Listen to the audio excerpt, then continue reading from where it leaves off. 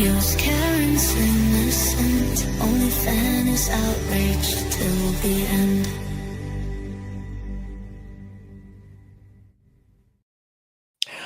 Hey, Shorties. Hello, hello. Guess who? Oh, Poppy. Hi, Buster. Poppy. Hi, Buster. Happy day 2 of trial chat. Boom. Hang on. Ah, thanks. Why don't you just scream what the fuck, granted? Oh my God, you changed the background for me. Thank you so much. I feel so supported. Hi, Reese. I was just thinking about you. No homo. I was just thinking about you last night. I'm like, oh my God, I miss Reese. So good to see you again. Bluebird, how's your drive going? Hi, Buster. Bluebird's en route somewhere. I see Salty's in the house. Hey, what? Hey, Salty. Your YouTube doggy. Buster, don't forget Saturday night, Salty Sleuth and I are going to be, I'm going to be asking Salty of her thoughts and what's been impactful to her in this first week of trial, given that Salty doesn't have much. She doesn't have all of the years of free Karen Reid that many of us do. She's coming in kind of new. So I'm looking forward to that conversation, Salty. Awesome. Who else is here? Motion to screen, what the fuck, granted. Hi, Amber. So good to see you. You love the screen? Same. It's kind of cool. I made it for our write a song together stream the other night, and it's now my new favorite screen. Hi, Firefly. Good to see you. Who else is here? Colors. Hi, Colors. She makes extremely good points. Me? Thanks. I think so too. Buster. Wait a minute. Just scrolling back. Steph's here. Hit the like. Yes, definitely. Please do. Micah. Hi. Buster. Hi. Steph's dancing. Chair dancing. You were in the right place, Colors. Me. Hi. It was me. All of my stream, all of the titles look exactly the same, and just I'm a professional, you know me. Kerry Roberts Lying has been on top of my shite list. Same. Got some pretty cool news clips for us to watch tonight, as well as some testimony. But after last night's stream, I'm like, I don't know if I just want to sit there and watch the testimony. And hence my poll. If you haven't already voted, I could do polls. Poppy, for goodness sake. Like I'd already watched today. I woke up a bit later. Poppy, for God's sake. And I've been doing other things as well. So I've watched the testimony once, not twice. But for some people, it might have been the third time that they were watching it. And I thought, well, we can make it more recappy, less rehashy. So here we are. Yikes. There's a new members only emote in the chat. I'm just going to pretend like Poppy's not killing my life here. I love you, Poppy. I don't love the behavior. Don't worry, I put my glasses on, but I froth over how I look without glasses at the moment. So vain. And then I'm like, but I can't see anything. So who else? Michael, hi, good to see you. How did the co-host go this morning? Friday. Not today. Friday. Friday your time, Saturday Australia time. So hi, Pierre, good to see you. I'm excited. There's a thumbnail. I don't know if the stream's scheduled yet, but there's a thumbnail. Missy asked me to send a couple of photos. So of course I selfied. I sent her 4. I took about 69. And are you serious? Guys, I'm a professional. Hey, Buster. Cute boy. Anyway, that. Simi! Hi, girl. Good to see you. Princey, did I say hi? Hi, Princey. We know she lied. The jury won't see it that way. I disagree. Colors, I'm interested because Colors is like behind the scenes low-key panicking that the defense aren't going hard enough. I hope to allay some of those fears. I disagree. Vehemently disagree. Jackson impeached her heavily. He didn't need to go aggressively at her. Poppy, I need you to stop. It's too much. I don't like the behavior. Nope, I'm not.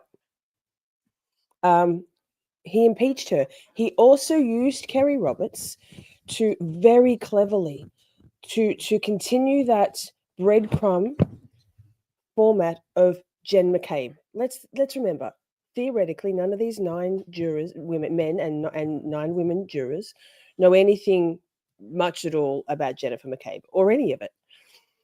So I watched all of, as much as from when I was awake, I was in Justice Serve TV's chat, watching it live, and then I've been watching EDB since trial finished for the day. And if you recall, in the opening statements, Alan Jackson spoke of and dropped the first breadcrumbs about Jennifer McCabe, the hostlong to dying cold, and other things. He did a very good job of piquing the curiosity of those jurors, right?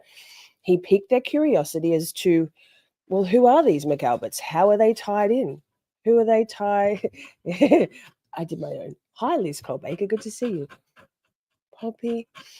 So then we hear from Mr. Timothy Nuttall, the first witness ever, the first witness for the state Commonwealth.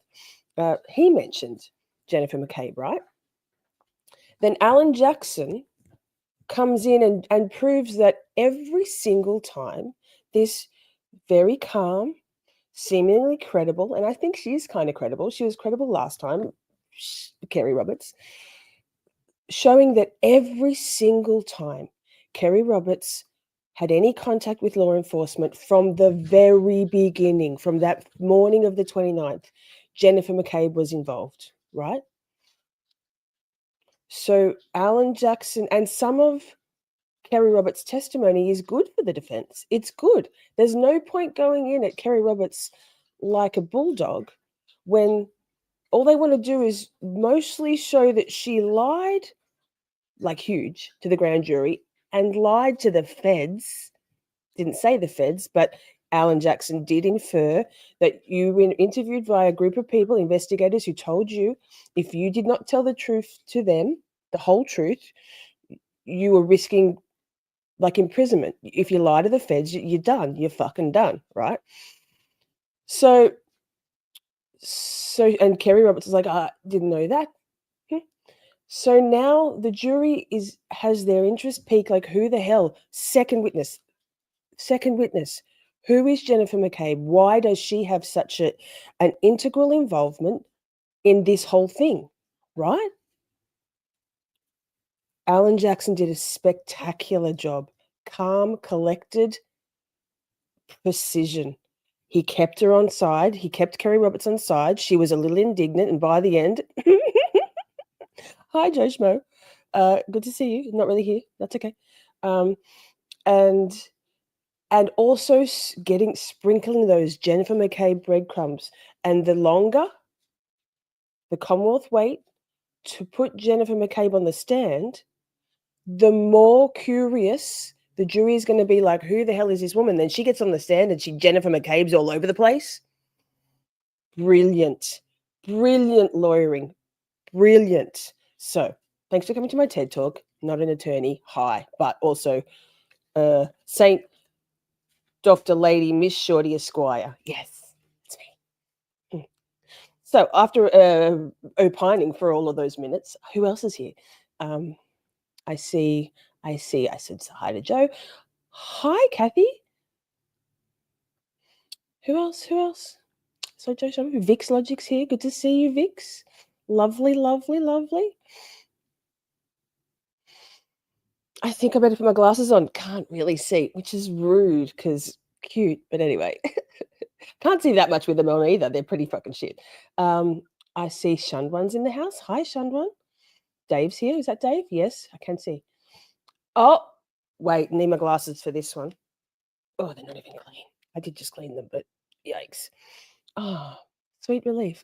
Laurie says, I was in the buffer zone today, left after Karen and family arrived, then Zoom home to watch it live. That's pretty cool. That's pretty cool, man.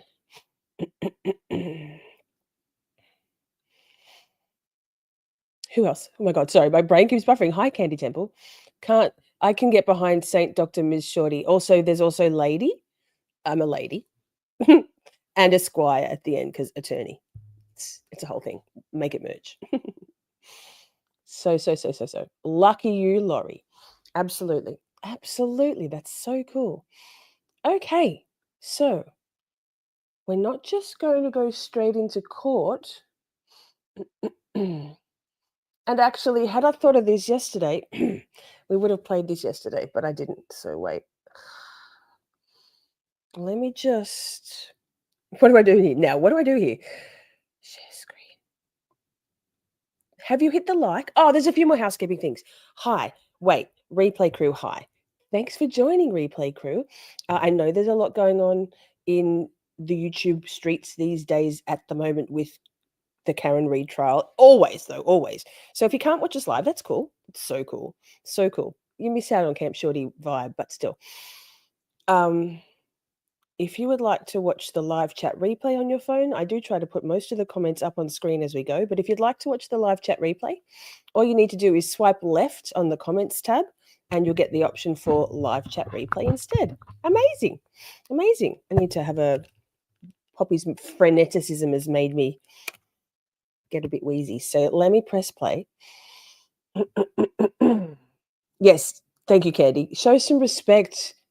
Like, seriously, Candy, come on, man. I'm all the things. I'm sure we can add more pronouns to my title. PhD? Oh, I'm already a doctor. Maybe I'll be a medical and a research-based doctor. We'll see what we're going to do. Thank you, Princey. There it is. Don't forget to leave a comment after the stream. It really helps get us out into the algorithm. And hit that heart, that flying heart next to the chat bar, or any of the other icons, emojis, emotes. That also sends a message to YouTube in real time, tells the algorithm that you're enjoying what you're watching. And me. I have 2 words. Do it. Do it. I'd love that. So good. Thanks, what the fuck. You're the best. You're the besticles, just like testicles, only better. So, this is almost 9 minutes. Oh, sorry, almost 10 minutes, 9.5 minutes. It's from yesterday, but I think it's an interesting little recap for that. In the Commonwealth versus Karen Reid. We are here today because John O'Keefe was killed by the actions and conduct of that defendant, Karen Reid. From the first moment of the first day, I'll see you at Sidebar. Come up here. an explosive start to one of the most followed murder trials of the decade. John O'Keefe did not die from being hit by a vehicle. Period. We'll stop. More than 9 months after her first trial ended with the hung jury, Karen Reid is back in court, accused of hitting her boyfriend, Boston police officer John O'Keefe, with her SUV and leaving him to die in the snow. Free Karen Reid! Free Karen Reid! Reid supporters rallying about the courthouse today, calling for her exoneration, saying the investigation to O'Keefe's death was botched. I will be here to the end. I want change. Colors says, questions to Kerry that should have. You don't like Karen Reid much, do you? How much does a piece missing go into the entire thing gone? I don't think they need to ask that. Honestly, that wasn't the sorry, just got it's like my third clip to play. What the fuck? Great minds think alike. But sorry, what the fuck just sent me a private message. Baseball stuff, right? Inside baseball. Yeah, I don't know, Colors. I think he did a really good job. There was no need to get Kerry Roberts offside. As I said before, a lot of Kerry's testimony is good for Karen. It is good. Like, it is good. So I think Alan did a great job. Alan has calmed it down a bit in 2.0. His demeanor has been solid, minus some points where he gets a little bit loud, but all I say is AJ is really focused. All I see is AJ really focused. So I woke up at my time, 2 a.m., and it was literally, again, the energies in the world woke me up. It was literally at the moment where Alan got Kerry Roberts to admit that she had lied to the grand jury. She perjured herself. She's I didn't hear, I didn't know, I didn't hear the question properly, I didn't understand the question. Bullshit. I woke up at that point. And when I went to the Justice Serve TV chat at that moment, the courtroom vibe Bev's voice was so depressed, and I don't mean depressed as in boohoo sad. I mean very flat. I could feel it. You could hear Hank Brennan's objections were super flat. Alan Jackson was calm and collected because he had just got the mic drop moment. Chef's kiss. Kerry Roberts was like, fuck. So yes, and love Dina. We have a lot of problems here in Massachusetts, and we're fighting for the right things to be done. O'Keefe's family solemnly sitting in court, while Reed's family right behind her. Reed has pleaded not guilty, the judge outlining the charges. Ms. Reed is charged with second-degree murder. She's also charged with manslaughter while operating under the influence and leaving the scene after causing personal injury or death. In large part, this second trial will be a repeat of the first trial because the information is still the same. But it's what both sides add to it to try to move the jury to one direction or the other that will hopefully create a result, a unanimous result. Hi, the trial channel. Chat. The trial channel is now over 19,000. How dare you get your 50,000 before my birthday, trial channel? That will be assault. No. I can have an early birthday. That's fine. 50-50, brand new day. Trial channel says, okay, thank you. Today was weird vibes. Glad it's not just me, lol. No, I like people who don't feel these energies will go, whatever, Lisa, like whatever. I do feel energies from around the world. I'm so hypersensitive to, I'm an extreme empath, and it's what woke me up. I didn't have an alarm set. I crashed out. I was dead tired after yesterday because I'd been up since 11 p.m. and I went to sleep at 8. Sidebar, I have another story about that for later, but I digress. It was palpable. I went into the Justice Serve TV chat and I was like, and everyone was just like, boom, mic drop moment, like mic drop. That was an impeccable impeachment. Like, as Nick said, AJ skewered Kerry Roberts, but he did it kindly. He did it kindly and calmly.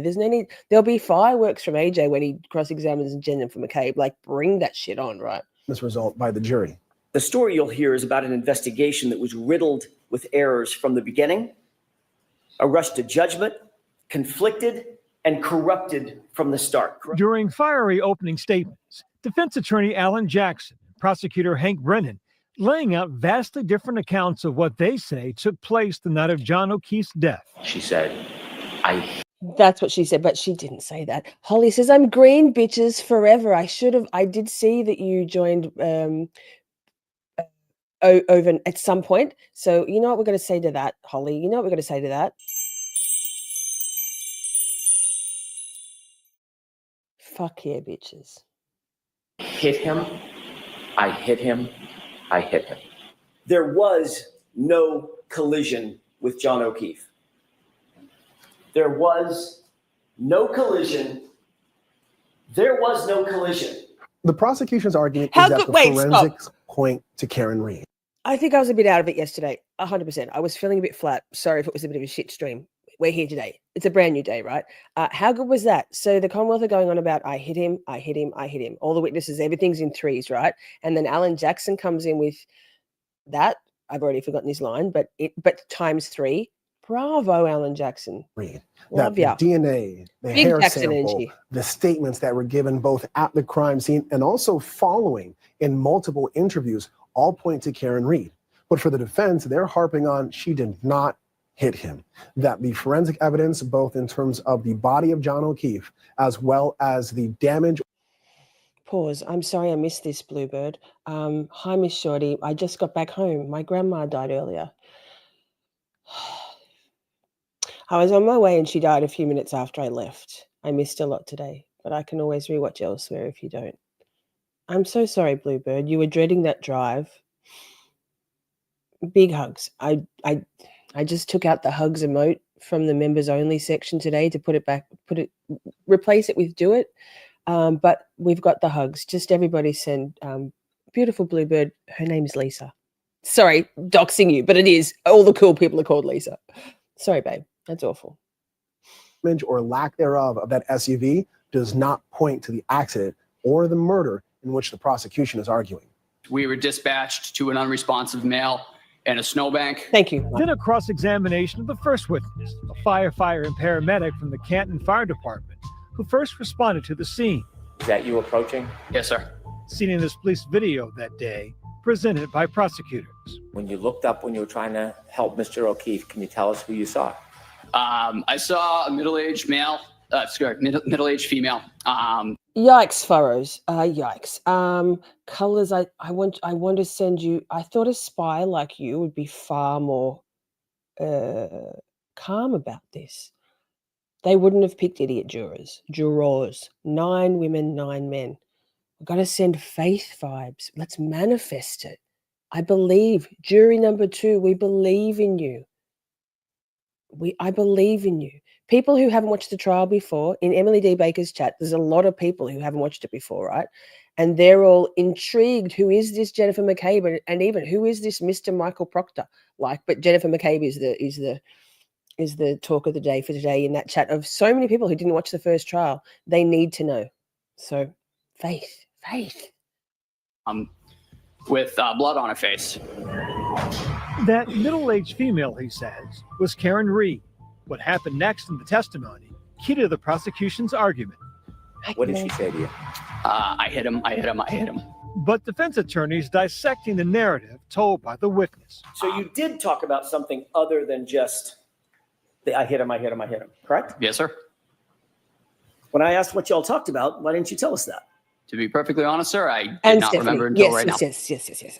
If you think about it in terms of pulling apart building blocks, what the defense does, and then say, well, this fact is incorrect. And what the defense is hoping is that when they pull out enough pieces, the prosecution's case crumbles. A second witness taking this. Ooh, Kerry Roberts. Bluebird says, oh, that sounds fun. I need to find a chat where people don't know who the people are. I mean, enter at your own risk. I wasn't there in the live chat. I'm not. I mean, we have 30 people here now. EDB had 36,000 in her chat. So if you're a member of EDB, you do get exempt from slow mode. But given how Emily D. Baker has like tens of thousands of members, Sidebar, fuck, she must make some money. There's no slow mode because I like watching EDB on replay or live, but no chat. But go for it. In the stand for the prosecution, a friend of John O'Keefe's, whose husband was with him at the bar prior to his death, back again for this trial. Karen called and the first thing she said was, Kerry, John's dead. And then she hung up. I've got a short of that. It all started on a Friday night in January 2022. Reed and O'Keefe drinking with their friends at a local bar. Later that night, Reed says she last saw John after dropping him off at an after party at a fellow Boston police officer's home. She says she awoke in the middle of the night and he wasn't home. I called a few of his buddies, their wives. No one had seen him, so she goes to look for him in the car. Reed spoke to my colleague Matt Gutman in 2023. Now I have an immense sense of dread, like a fright in me that I have not experienced before. You expect to see him like lying on the street drunk? Yeah. Or passed out? I was worried he might have gotten hit by a plow. Reed meets up with some of John's friends and they all return to the house where the after party was. And then she spots him in the snow. His eyes were shut and he had spots of blood in different areas on his face and he was still, not stiff, but still. John O'Keefe is soon declared dead. The investigation is about to explode. Investigators finding a piece of a tail light that they say are from Reed's car at the crime scene, alleging they broke off after she hit him with the car.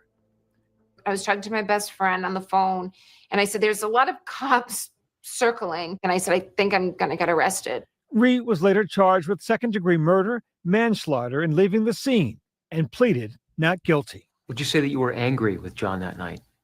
Yes. Oh, that's me. Could you have been angry enough? I wrote a song and instead. Slightly drunk because he had annoyed you that in the fit of rage you just... Okay, wait. Do you want to keep watching this? Because I don't know. Hang on. It's just, this isn't from today. So this was just a little nightline piece. Because they've seen it before. Pause, mate. I'm going to skip through because we've got some clips and trial to watch. So let me see. No, where is it? Let's play this one next because interesting. Kerry Roberts, right? That's not Kerry Roberts. If it is, girl, what's going on? But this is from 9 hours ago. So she obviously, okay, just play the video, Lisa. Just play the video. Yes. Now to an ABC News exclusive with a key witness in the Kerry Reid murder retrial who took the stand yesterday during the first day of testimony. She was with Reid when they found the body of her Boston police officer boyfriend. She spoke with our chief national correspondent, Matt Gutman. Good morning, Matt. Hey, good morning, George. Kerry Roberts is arguably the most important witness in this trial, but she agreed to speak with us because she wants to refocus attention on the actual victim in this case. That's her childhood friend, John O'Keefe, the Boston cop who adopted his toddler-age niece and nephew when his sister and brother-in-law tragically died. A prankster who would help you at the drop of a hat. Free Karen Reid! Free Karen Reid! Arriving in court for the first day of her second murder trial, Karen Reid addressing her supporters. I'm always confident in my team. Reid's defense team maintains she's innocent, the victim of a law enforcement cover-up. But prosecutors allege Reid, drunk and angry, knowingly slammed her SUV into her boyfriend, police officer John O'Keefe, outside a get-together at another cop's home, leaving him to die in a blizzard in January of 2022. And this morning, one of the trial's key witnesses, Kerry Roberts, John O'Keefe's lifelong friend, speaking to the media for the first time, exclusively to GMA. You're obviously one of the key witnesses for the entire case. Why are you speaking out now on the eve of Karen's second trial? I think people have forgotten John in general. He is the victim. He's lost his life. He's not coming back. Roberts took the stand yesterday and will continue testifying today. She is a critical witness for the prosecution because she was the first person Karen Reid called at 5 a.m. the morning of the blizzard trying to find John. Can you tell me what I know, she said? right? Not What the Karen told Kerry that morning when she called? I believe she said, was that the first time she called John's dead? Yes. Bullshit. Kerry relayed to Brendan Kane, a longtime friend of John's, the contents of her call that morning with Karen Reid. When Karen called Kerry, she was histrionic, screaming, John's dead, John's dead. I think you get hit by a plow. Kerry, John's dead. Is that right?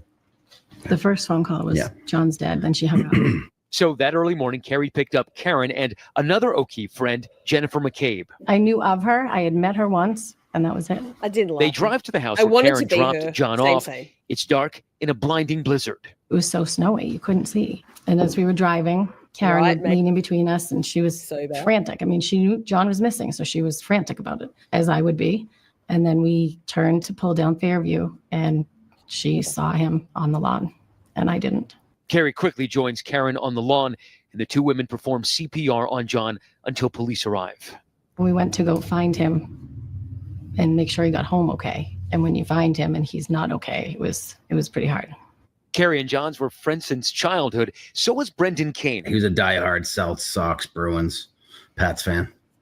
Name it, Boston sports. He was obsessed. O'Keefe became a cop like his... Pause. That's John O'Keefe's grandfather. Officer John O'Keefe, apologies. The VIP witness, the VIP witness who committed perjury. So far, I mean, I'm not sure about Mrs. O'Keefe, Peggy, but so far they've all told some porkies, haven't they? Some pork pies, some lies. His grandfather, Perjury. staying close to his family, including his sister Kristen. When she and her husband died within months of each other, John took his niece and nephew in as his own. Kerry was his right hand. It was like all hands on deck when they would go to dance According to recitals Kerry. and stuff. Father-daughter dances. I would do their hair and get the boutonniere and get the corsage, and he did a great job. This was one of my best friends. In the 3 years since Reid was arrested, the town of Canton has been transformed. Neighbors have taken sides. Witnesses have been harassed. For the crime of? Telling the truth. Answering the phone. It's my friend. What about when Alan Jackson's, like, spoiler alert, when Alan Jackson asked her, when did you last see Kerry? And she's like, on the way in. We drove into court this morning together. Like, please. Like Katie says, now Jen and Kerry are besties. By design. By It's all Jen's about design. which side are you on. We're John's closest friends and family, and we're still haven't been able to grieve because of all of this. It's all lost on this circus. Why did John want to become a cop? Johnny believed in fairness. Johnny believed in justice. and he'd be appalled. Again, I disagree, Colors. I disagree. About the clips. You know who looks crazy playing those clips? Hank Brennan. It's not a variety show. It's not Camp Shorty. He's not doing music breaks. The jury's going, what is this spectacle? I guarantee the jury's going, what is this spectacle? Like, who is this little ratty guy? Alan Jackson has so much charisma. He's not going hard on anyone. David Yannetti is so endearing. I'm not concerned at all. I'm not concerned at all. Give me a little bit. Give me a little bit. Day 2, man. Appalled at where we are 3.5 years later. Kerry Roberts is part of a group of witnesses whose testimony points to Karen knowing that she hit John O'Keefe with her car. And one key difference that we picked up on this time, the defense still says that there was a botched investigation and a cover-up. But this time around, they're no longer hinting that there was some sort of big police conspiracy afoot. It's unclear how long this trial will last. That first trial took 9 weeks. So buckle up, guys. Could be a long time. Okay, Matt, thank you. So wasn't that a cute little puff piece that Kerry recorded before her testimony, to be played literally hours after she came off the stand? PR anybody? PR anybody? PR exercise. Exactly. Because Bluebird asked, why didn't the family like Karen? Well, I mean, we could go right back to mothers quite often don't like their sons' girlfriends. That's kind of a theme. I think Peggy was protective of John. I think Peggy probably, speculating, as I don't know what her work history was, but Karen's a career woman without children. Peggy had children. I think that probably Karen was an outsider. She was. The xenophobia stretches wide and far in this community with these people.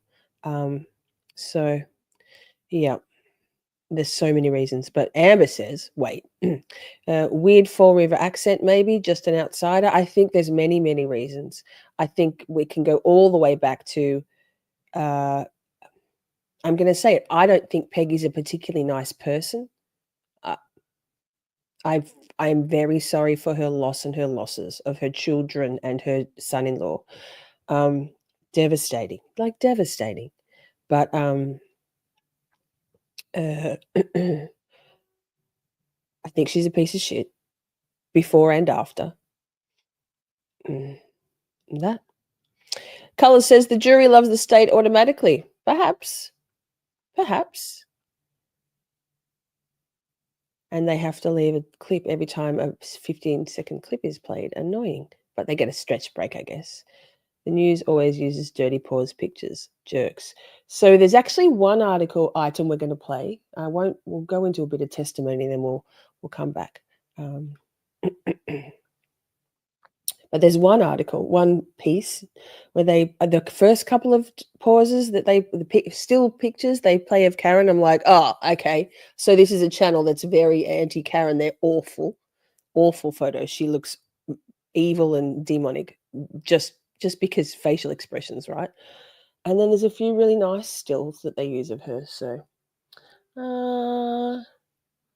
let me see. Here we go. Share this tab instead. We'll play this news clip and then we'll go to some testimony, and then we'll come back for a little breather from testimony and this. We don't like reruns. Yeah. Karen Reed expected back in court this morning with more prosecution witnesses set to take the stand. The first thing she said was, Kerry, John's dead. This after dueling opening statements. The state again accusing Reed of ramming her boyfriend, a Boston police officer, with her SUV and then fleeing the scene in 2022. She clipped John O'Keefe, fell backwards, hit his head, broke his skull. She knew bullshit was there. Hank Brennan, get the fuck out of here with your stupid shit. Princey says Peggy had zero relationship with either son, and Karen Reed did not like her because she never helped with her grandchildren. Exactly. Karen Reed was very involved, very hands-on. She basically lived at One Meadows, even though she had her own home. Very, very involved. So many contributing factors to why possibly we could explain Peggy's disdain for Karen even before. But I mean, she doesn't sit next to Paul either in court, does she? And Amber asked, is Mr. O'Keefe there? I haven't seen him. Can anyone else answer? Hi, Shelley. Good to see you. Exactly. I think Mr. O'Keefe knows Karen's innocent as fuck. He looks so broken. I mean, right. Exactly. Okay, Brennan, keep going with your lies. There. She did not call 911. She did not go back. Reed's first trial ended with a deadlocked jury, but prosecutors still say the facts, science, and data will show she's guilty of second-degree murder. A paramedic who previously testified at the first trial telling the jury Tuesday, Reed admitted what happened to John O'Keefe. What did she say to you? I hit him. The state also Voice highlighting cracks, parts voice of recent crack. interviews Reed did after her.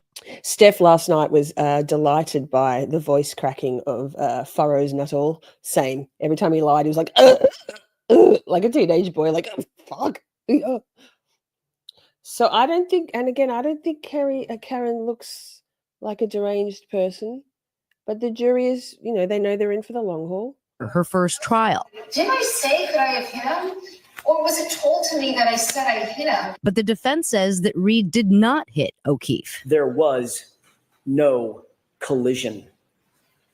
She's the victim of a botched and biased and corrupted investigation that was never about the truth, folks. Arguing instead, law enforcement officials have tried to frame her All of for the something above. they did All after of the above O'Keefe and died more. at a fellow police officer's home. O'Keefe was injured someplace warmer, and he was moved. That alone is reasonable doubt. No one else has been charged with O'Keefe's death, but the case has prompted a range of strong opinions and theories. Princey, are you in top chat or all messages? Live chat. Check that.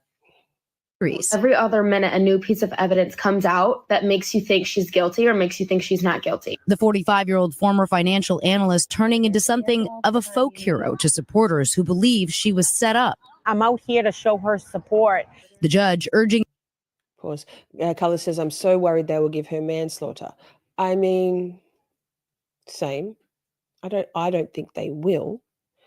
I'm not sure, but like being worried beyond, like to the point of it distressing you, isn't going to change the outcome. It's only going to make your journey more distressing along the way, Colors.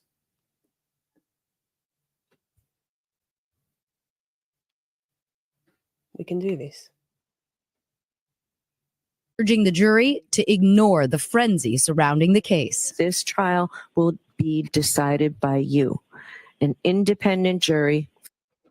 So we've just had the first few witnesses' opening statements. Are you starting to see the strategies emerge, and are they different than what we saw in the first trial? The defense is going really hard, guys, on this idea of police corruption within law enforcement, the idea that she was targeted, and they are actually really harping on the idea that the lead investigator in this case was actually fired after that first trial. So they're using that to sort of leverage their case. The prosecution says, don't be distracted, all that. Listen to her own words. And so I think that's why they called the paramedic first. The first witness in this case is the paramedic, because he says she admitted, I hit him. She contests that. But again, I think that was sort of signaling how they're trying to do this case differently. It'll be interesting to see how much, or if at all, that documentary or that series that she was in, if that comes back to her. Well, they're already using it in opening statements. I think they're going to use it throughout trial. And the question is, does that force her hand to testify? Laura, thank you very much. Yes. Continue. Hey, thanks for watching. And don't. Thanks, mate. Okay, so now I want to say thank you to Dedham Superior Court for outstanding microphones for us, the Peanut Gallery watching, because it seems that maybe there's some issue with Hank Brennan's vocal projection and his ears. I think his ears are painted on, and it shows, because it was like a skit to me. So I've queued up this to start with. We're not going to watch all of Hank, but this bit, lol, like lol. His head was covered in snow. Was his head fully covered in snow? Yes. Okay, let me rephrase that, can you rephrase that? Not lol to what Kerry's testifying to. Absolutely not lol. Trigger warning. This is when Kerry's just talking about finding Officer John O'Keefe in the snow and having to uncover this, take the snow, move the snow off his face and his head. They're making extra deal out of this to try and prove that there's no way that Karen could possibly have seen John, fuck, brain, words, could possibly have seen John in the snow when they were driving past. I've said it before. I have a feeling that Karen had a feeling. I think Karen's an empath, and I think she probably just had a feeling. I've shared before about how I knew when my husband passed away at the exact time that it happened. Exact time. I felt it.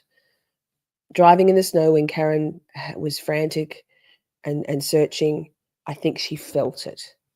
So not lol about what's being testified to, but it's like a Saturday Night Live skit when they can't hear each other. When you look down, could you see who it was at first? At first, no, I had to dig him out. When is it that you realized that this was your friend John?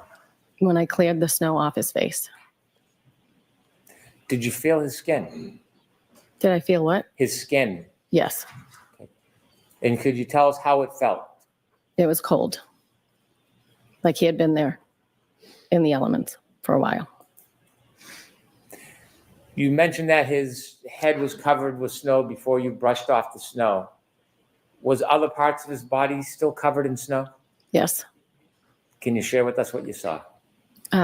His legs were covered. His arms were by his side. He was on his back.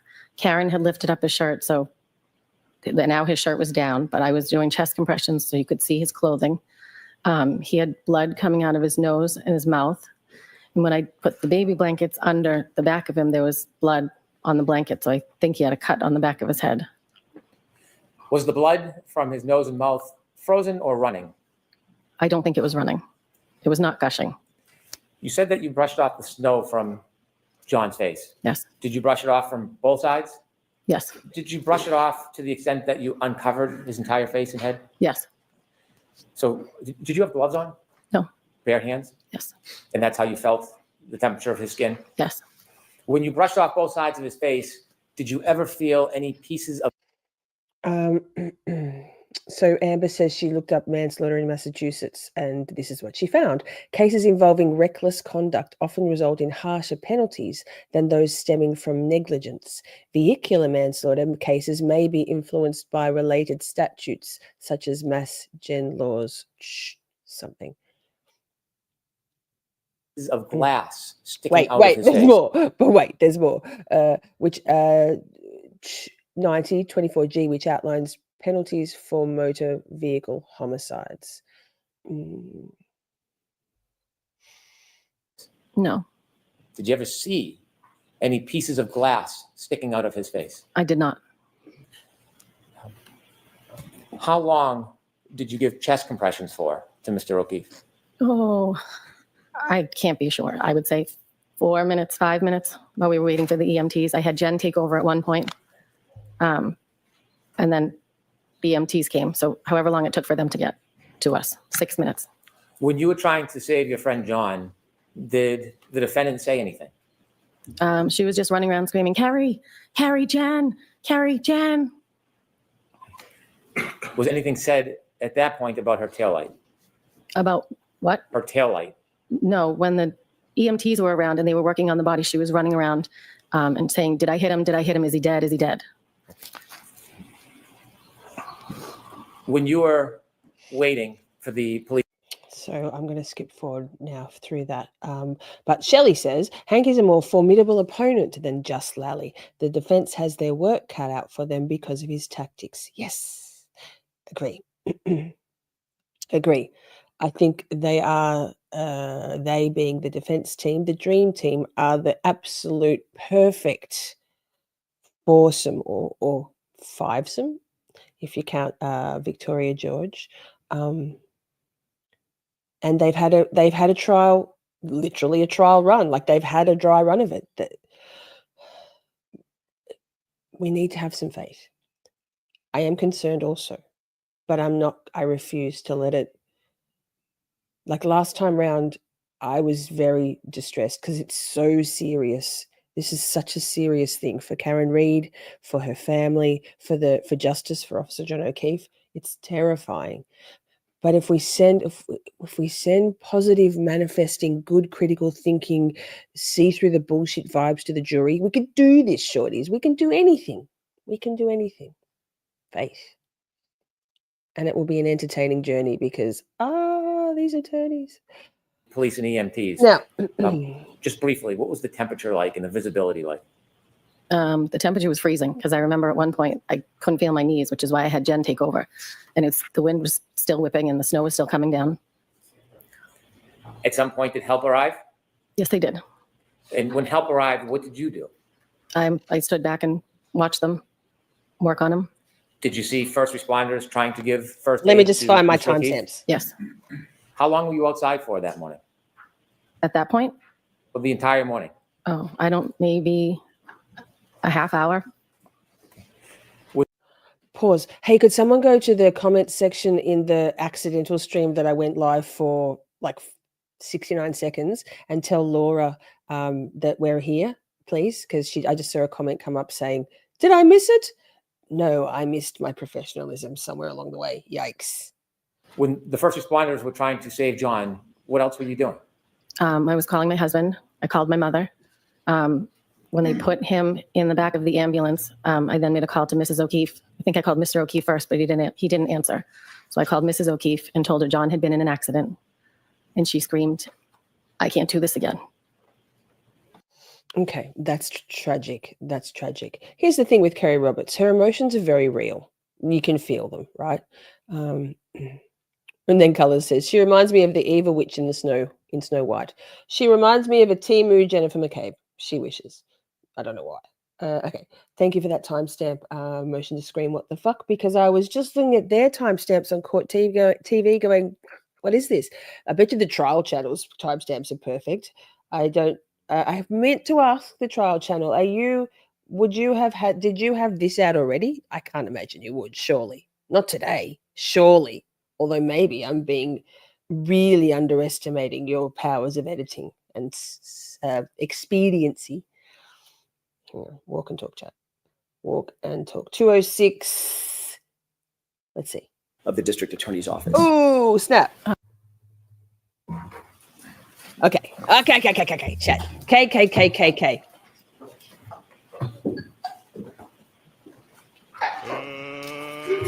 Let's get ready to rumble. Your Honor, may I? Thank you.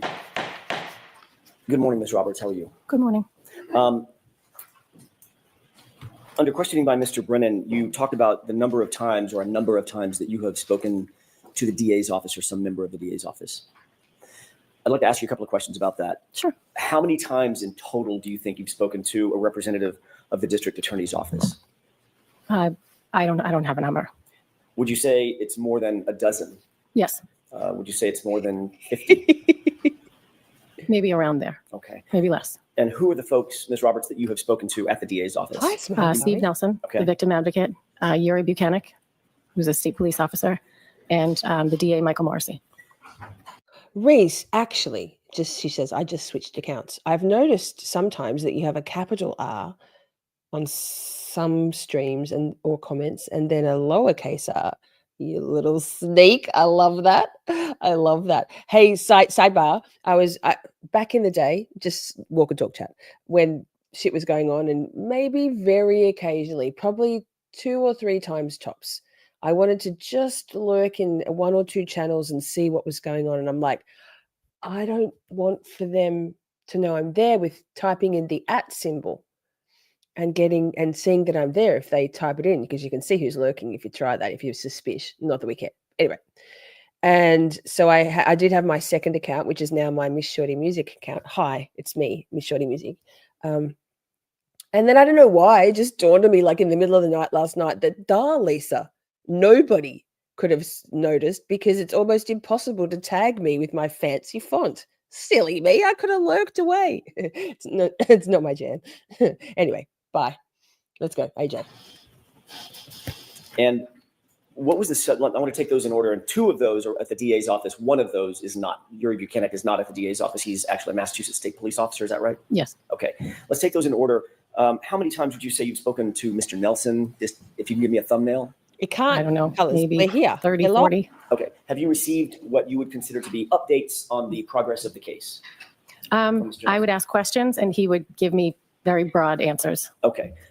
Were your questions ever prompted by conversations that you had with? Also, I can't do some closed captions today for some reason. Rude. How dare you? That's assault court TV. Your friend, Miss McCabe, Jen McCabe. Sometimes Jen would say, could you ask Steve this? Because I had a rapport with Steve. Okay. Were those conversations by text message or phone calls or both? I would usually text him. Okay. It's not my favorite, Dave, but I know you all love it. So conversations more with Mr. Morrissey, the elected district attorney. What were the circumstances under which you contacted Mr. Morrissey? Well, during the course of this trial, the witnesses have been harassed. That's not my question. Objection. But I'm answering your question. Hold on. I'm going to sustain the objection. Next question. Thank you.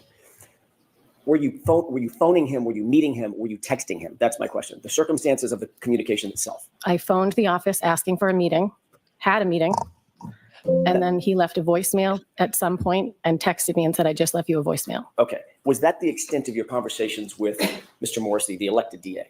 I had one other meeting with other witnesses and the DA. And turning to Yuri Buchanan, what were the logistics? I'll use that word instead of circumstances. What were the logistics of you contacting Yuri Buchanan? Was it by phone? Was it in-person meetings, text messages, or all of the above? All of the above.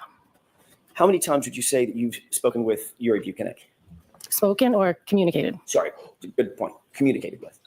Probably 20. Okay. When was the last time? Actually, let me ask you a different question. Have you ever met with Mr. Brennan before your testimony today? Yes. What was the circumstance of that meeting? Going over my testimony from the last trial and sort of just asking questions on what might have come this time. Would I be cross-examined? I wasn't last time. Just sort of, all the things went through my testimony. Okay. When was that meeting? I don't know. In the last couple of weeks. I don't know. Okay. Where was the meeting? At the DA's office. Who else was there? Different times that I would meet with him. Steve Nelson would be there. One time, Brian Tully was there. Mr. Brennan's assistant. I'm sorry. Can you Mr. Brennan's assistant. Okay. I don't know. Adam Lally and Laura McLaughlin. Pause. Sidebar. She wasn't crossed last time. No, she was not. I remember thinking at the time, that seemed credible. Oh, what we know now. Besties. Princey, can you see lowercase Reese now? Also, Princey kind of blocked Reese because I considered blocking someone today in a chat where I'm a mod. Don't even worry, but and I couldn't, so I just have to see them. Were those meetings? You said there were 2 meetings, or did I misunderstand you? Yeah, I think there were 2. Okay. Were those close in time to one another? You mentioned 2 weeks ago. Were those both 2 I weeks said a ago? few weeks ago, but the other meeting was just before I was going to testify. Meaning, what, yesterday, the day before? Last week. Was that also at the DA's office? Yes, it was. Were you shown anything at that meeting? Was I shown anything? Videos, testimony, transcripts? No. Reports? No. Nothing? I don't think so. Okay. We went over my testimony on the screen. And then I just talked about my testimony from the last time. Okay. When you Pause again. Sorry. Not sorry. The trial channel. I don't want you to feel rushed, but we will absolutely, like this week and the last few nights of 10 Nights of Shorty. But when it goes back to regular Camp Shorty programming, we will absolutely use, and thank you, your footage, because so much better. And Rising Seas Lift All Ships and chat after trial, after Karen is freed, we will 1,000,000,000% be doing We Need to Talk About series version 2.0, as we did with the last trial. We'll do that again, I guess, I mean, there's a lot going on in court for the rest of the year, but we'll review at least some of the major witnesses after the fact, and we will use. Oh no, I'm offended. I'm offended. I'm offended. I don't want to like your stuff is so much better, like so much better. You don't have the Court TV logo fucking with my QR code. Your logo's down the bottom. I don't want to promote Court TV. Ugh, pish posh. Hi, Jim Jerry Gunn. Yes. Hi, good to see you. When you say you went over your testimony on screen, what do you mean? We watched my testimony from the first trial on a TV screen. Okay, so you were shown something. You were shown a video of your. Oh, prior you meant that. Yes. So I'd like to see counsel at sidebar for just a minute, please. Sidebar. You are muted. Kerry has certain tells during her testimony. I'm big on facial expressions during questions. Yes, same.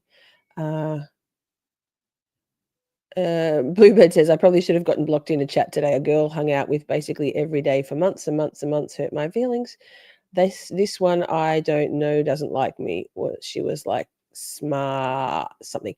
Hi, Lynn. Good to see you. I just ordered a Rehome The McAlberts hoodie today to go with my Rehome The McAlberts t-shirt on the merch store. Yeah, you got to be careful calling out the mean girls. They hunt in packs, Bluebird. Ugh.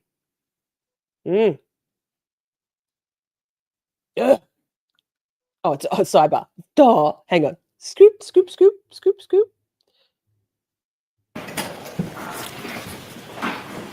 Pish posh. May I, Your Honor? Yes. Thank you. Other than watching your testimony, were you shown anything else? Transcripts, videos that you may have seen today, dashcam videos, anything like that? I don't think so. Okay. I don't think I was shown anything. Okay. Did you discuss other parts of your prior testimony? Yes. Okay. What was discussed concerning your prior testimony and how it would impact how you testified today on direct examination? Mr. Brennan had just asked me, can you just tell me what happened? So I told him the story verbally. Okay.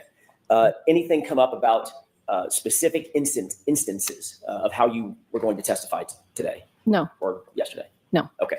I want to talk to you a little bit, Ms. Roberts, about I don't give a fuck. the video that you were shown by Mr. Brennan. It's the dash cam video of Officer Seraph. I'm not sure if you know which officer that is. No, I don't. It's the one that you've been watching.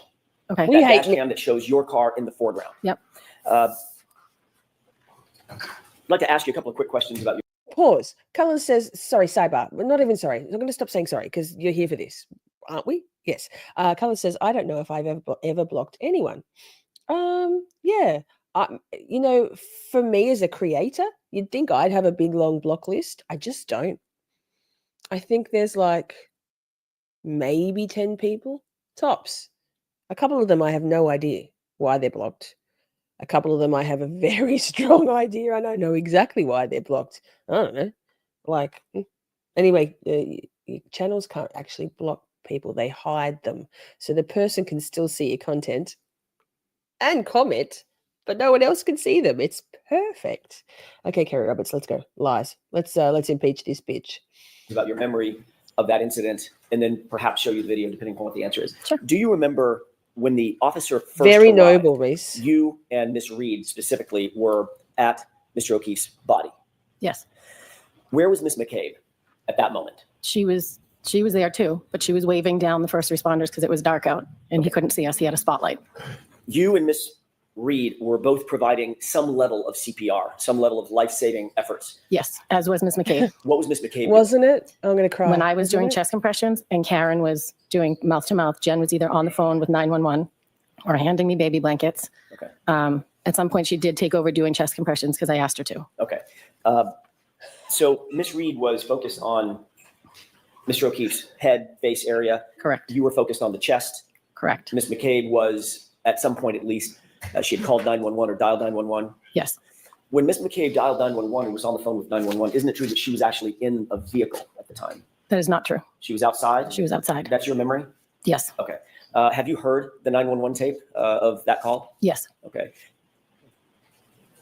You're aware that that tape was also captured by an open line on Miss Reed's phone? And my side quests too, right? That open line was, that phone was dropped inside the cab of an SUV? He was in the back seat, I believe. Right. So in order for that SUV, Princey, are you an overpacker like me, or are you a just throw a few things in and wherever the cards may fall? I'm like, I'm going away for 2 nights. Sidebar, never. Please don't ever make me leave my home. I'm going to need like 4 outfit changes for each day, like 25, 69 pairs of underpants for no reason, just because, like so many socks, because I love these socks.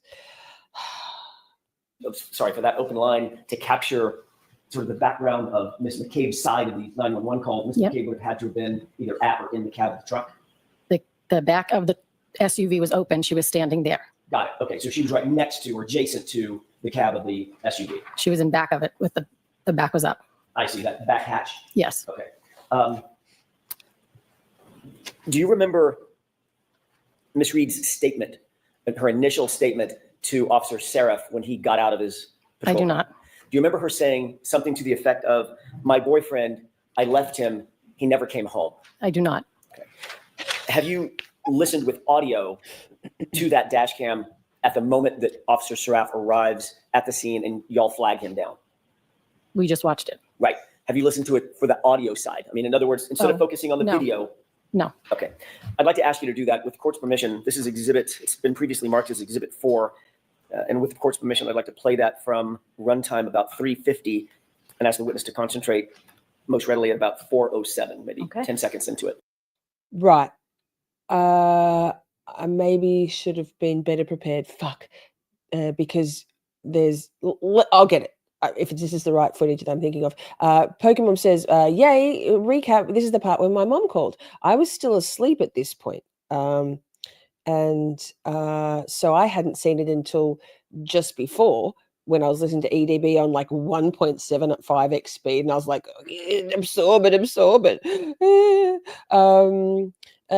Micah, I'm surprised you didn't get blocked in Plevin's chat last night. What you doing there? You didn't try hard enough. Do it. I'm going to give a little run up and then ask you to listen very closely to the audio. Yep. With the court's permission? Yes. Okay, Evan.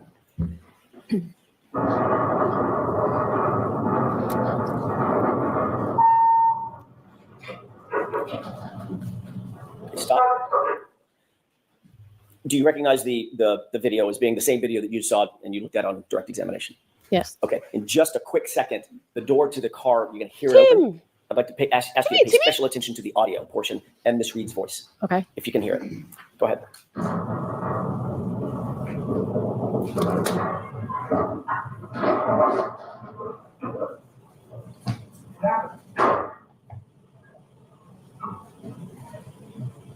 So, pause for an actual reason.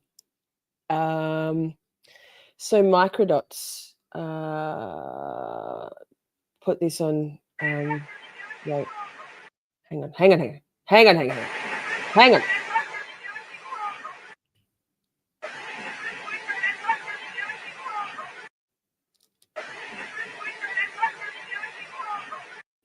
Did you hear that? Could you hear that? If you've got earbuds, put them in. Or if you need to turn your TV up really loud, I'm going to play it again. Okay, so MicroDots has the cleaned up audio that you cannot hear through the courtroom, but you could hear it here. Okay.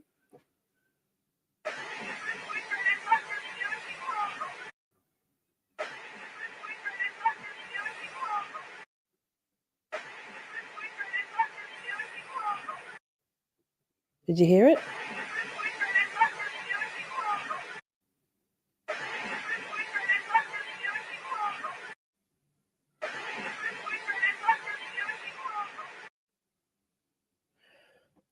Hopefully they play that in their case in chief, right? So she says, my boy, and so AJ, this is great. Like, this is great.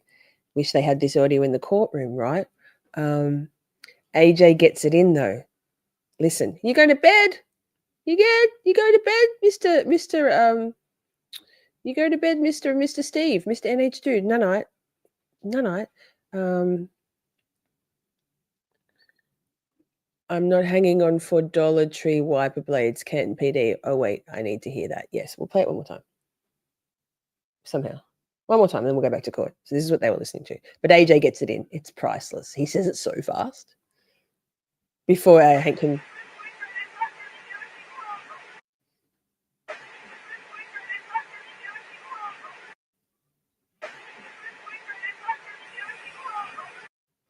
Okay, so that.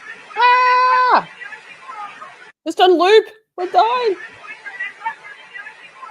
Still in my ears. Okay. Deja vu.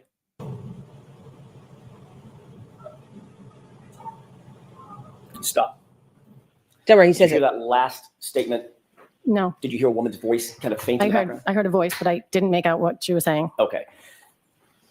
Did it sound like she said, my boyfriend, I dropped him off and he never came home? Objection.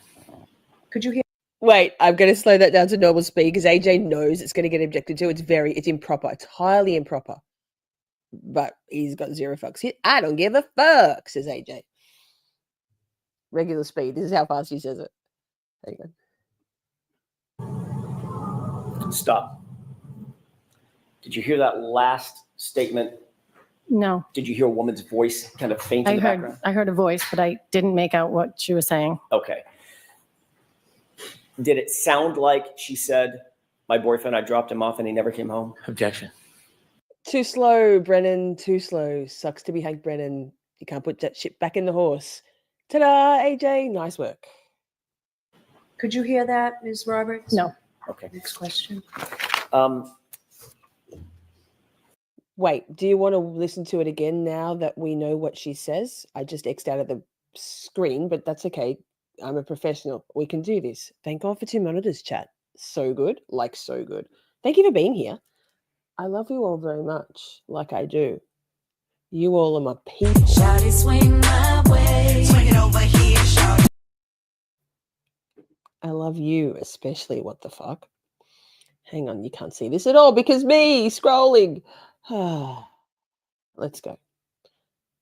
Make sure that the volume is up all the way.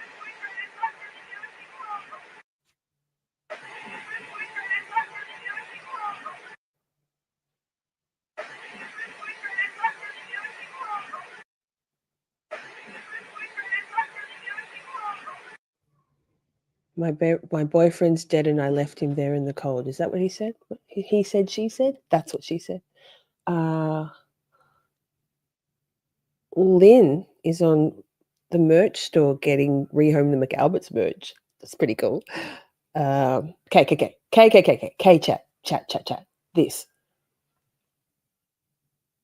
Okay. That's all I have for the video. We can take that down.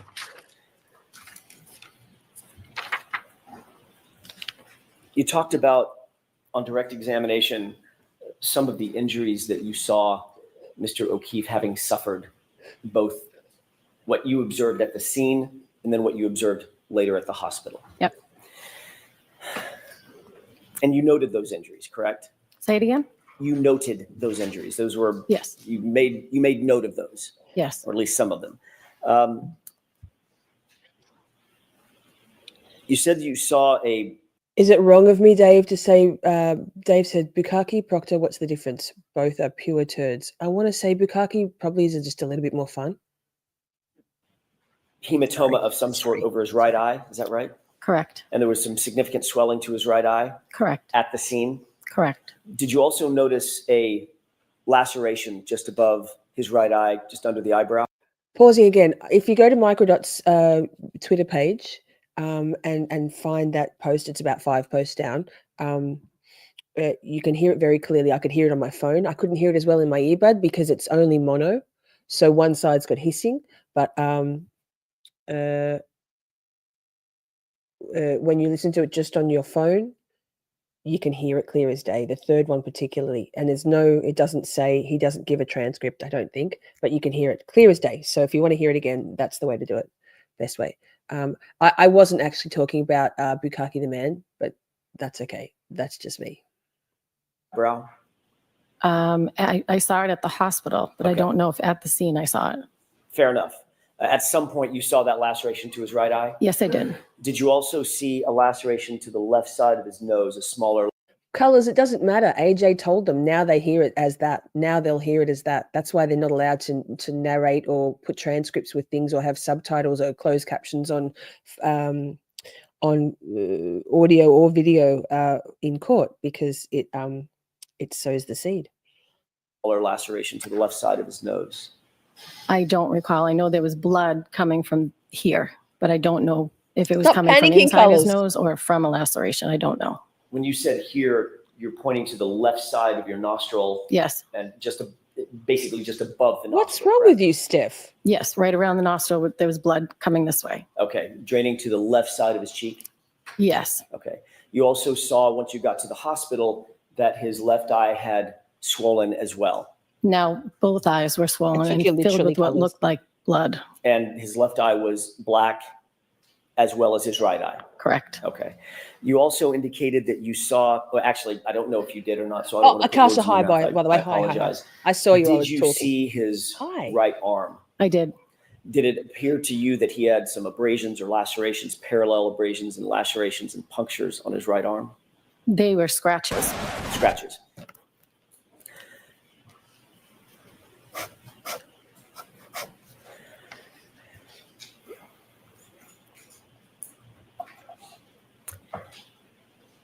Ms. Roberts, you've previously testified that when you arrived, let me take you back instead of jumping right into it. After you met up with Ms. Reed at Jen McCabe's house that morning, so this is just after 5 o'clock. Okay, so here we go with the breadcrumbs, the Jennifer McCabe breadcrumbs. Pay attention. Or so. The three of you arrived back at One Meadows, correct? Is that right? I'm sorry. Correct. Okay. You're trailing the Lexus SUV, correct? Correct. The Lexus pulls in to the driveway and you pull in directly behind Miss Reed and Jennifer McCabe is driving. Correct. You're driving your SUV, correct? Correct. You've previously testified that when you arrived at One Meadows at that moment, that... Pause. Did anyone notice that fucking Hank Brennan called it Meadows Road? He called it another thing that was a lane. I think it was something starting with an S. He called it maybe Sparkles Lane, something like that. He called it fucking road as well, or street. Get your facts right, Brennan. It matters. Once that SUV, the Lexus SUV, had pulled in and you pulled in behind the Lexus, you got out of the Lexus. Sorry, you got out of your SUV. They got out of the Lexus. And that's a point at which Karen showed you the back of her taillight and said something to the effect of, he's a special prosecutor. Do you think I hit him? Do you think I hit him? Oh my God, do you think I hit him? Do you recall that? Sirens? I recall saying I didn't know if it was when we were coming or going, but she did point out the taillight. Okay. When you previously testified under oath, your quote was, quote, Karen pulls in and I pull in behind her. Mr. Jackson. Page and line numbers. Oh, he's Massachusetts. Yes. Sure. Details. Pish posh. It's the SGJ, the grand jury. Page 58, Hi, lines 14 Good through to 19 see you. for court and counsel. Thank you. Did you testify, quote, Karen pulls in and I pull in behind her, period. When we get out, and Karen is now showing us the back of the car, saying, my taillight, do you think I hit him? Do you think I hit him? Oh my God, do you guys think I hit him? Question mark. End quote. Is that how you testified? May I see it? Sure.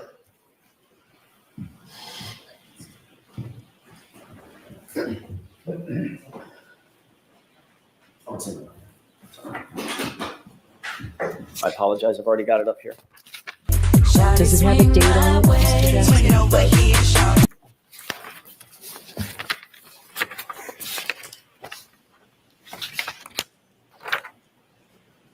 4/26/22.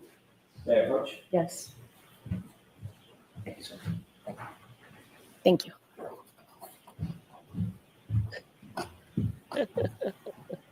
Hebatoba. Nefarious. Do you have the pages after this? Supposedly.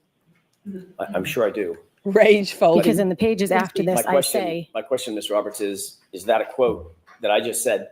Is that accurate? Do you see it in the? Yes, it is. Okay. May I approach? Yes.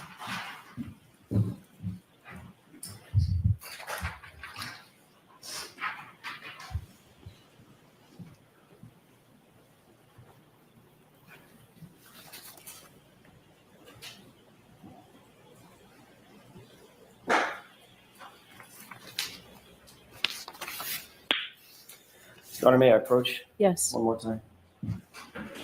Well. Thank you. Just for reference, I'm going to show you both pages. That's the page I asked you to look at, and then the following page as well. Please take your time. Okay. I reckon, Nick. I reckon you're right. And nefarious. And Hebatoba. Hank Brennan, how tall is he? Don't know, don't care.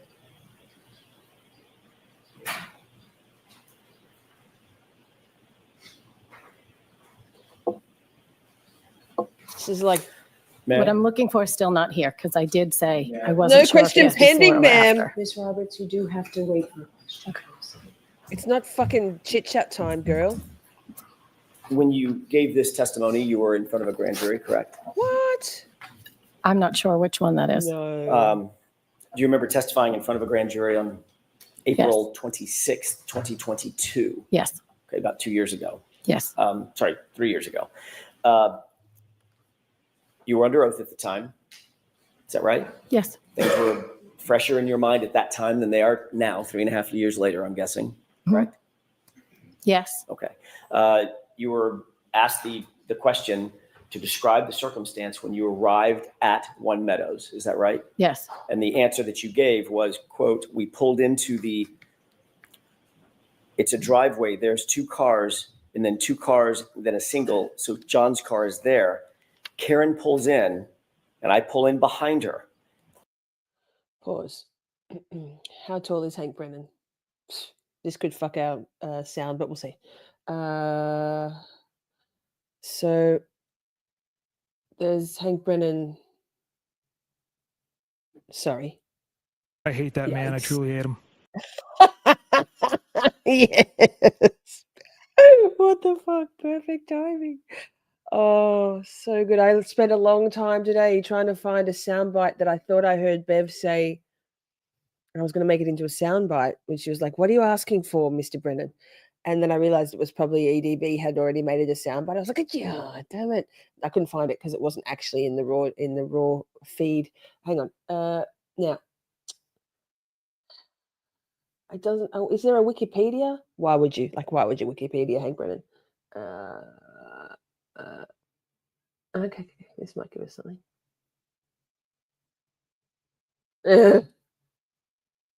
Not.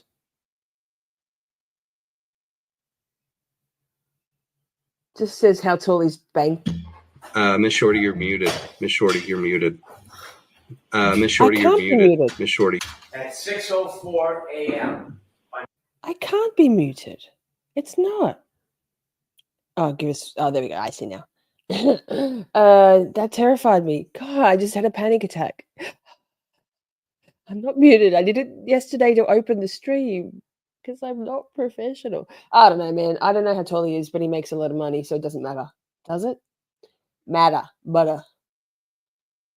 Back to Mrs. Lies. Kerry Perjury Roberts. That's her name. When we get out, and Karen is now showing us the back of the back of the car, saying, my taillight, do you think I hit him? Do you think I hit him? Oh my God. Do you guys think I hit him? That was your testimony. Can you at find the it, time, Steph? correct? Yes. Oh, I love a little bit of Just to be excitement. clear, Keeps I'd my like to blood pumping. Keeps me on my toes, chat. take a look at a quick video that you may or may not have seen before. We'll find out. Your Honor, I'd like to have this. Actually, this has already been previously marked as Exhibit 12C as in Charlie. Okay. And it's a short clip. So I'll play the entire clip with the court's permission. Okay. Let's go ahead and take a look at that video. Kerry Perjury Roberts. Okay, let's. Can you pause? Yes. Do you recognize what's depicted in the video? Yeah, that's when we arrived at John's house. Okay. And who's the person with the plaid red pants? That is Jen. 5'10". And who's the Actually, person that's 5'9". just rounding the back of the car in front? That is Karen. What is the car in front? That's Karen's SUV. That's the Lexus SUV. Yes, it is. Behind that Lexus SUV, Ms. Roberts, is there another car? That's my car. And who's getting out of that car?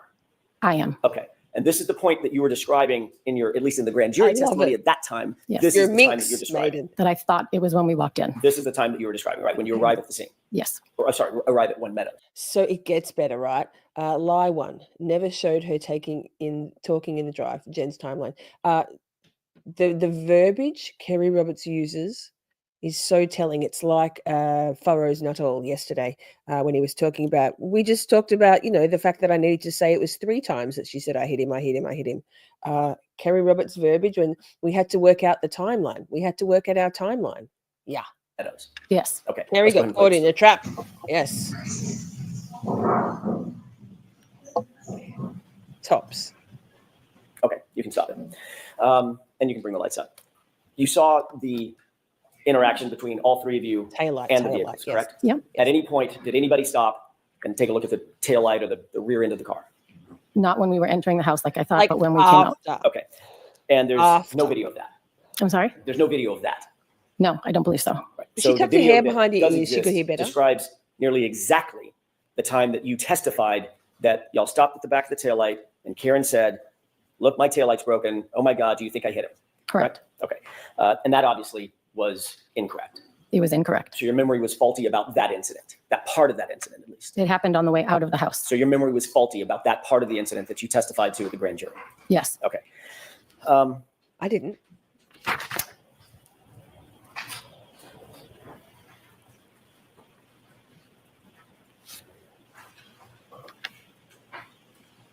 Now some music. You were No, interviewed wrong one. on January 29th, correct? By Yes. Troopers Dunn and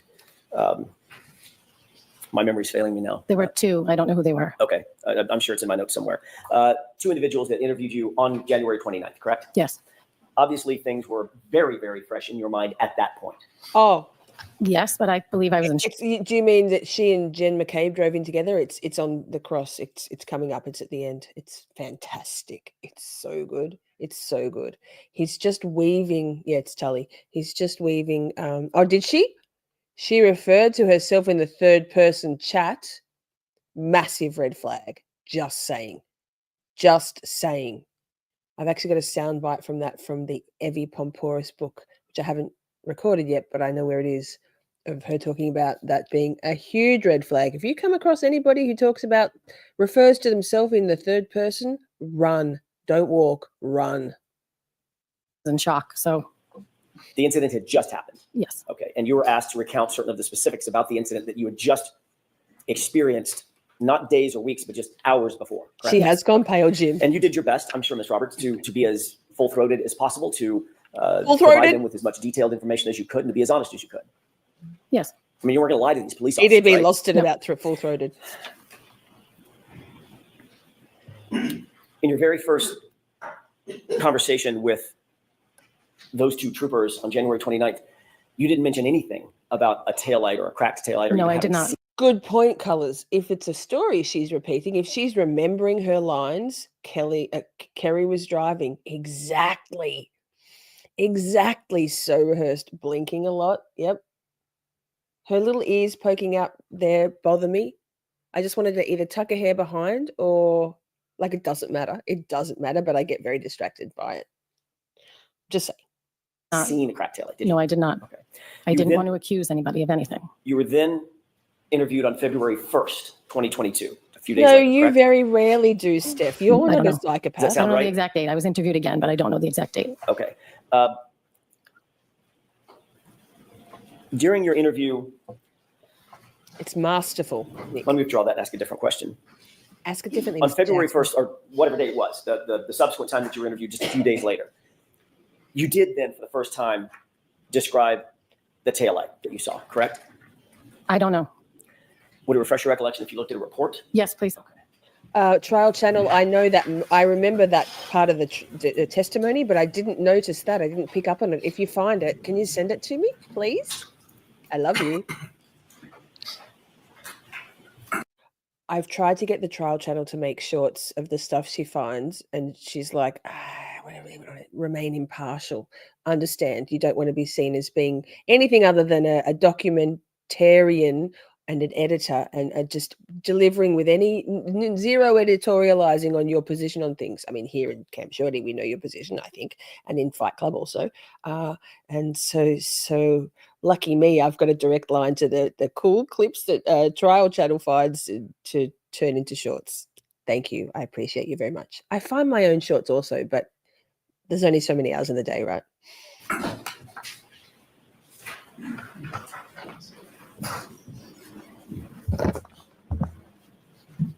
Hey, Maiden, what about me? Can we be equal favorites? Objection. Objection.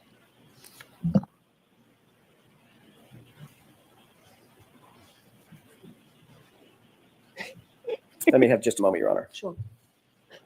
Sure. I love how Bev says, sure. Sure.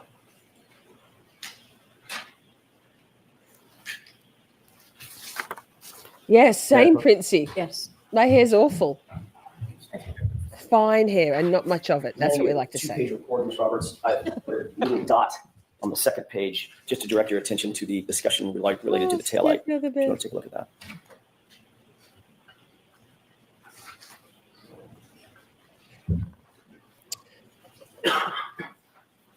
Trial Channel says, I saw it on X. I don't hate shorts, but I do. They're a pain to make for me. They're about all my attention span is just like, I can clip that. I like them to be under 60 seconds so I can put music to them.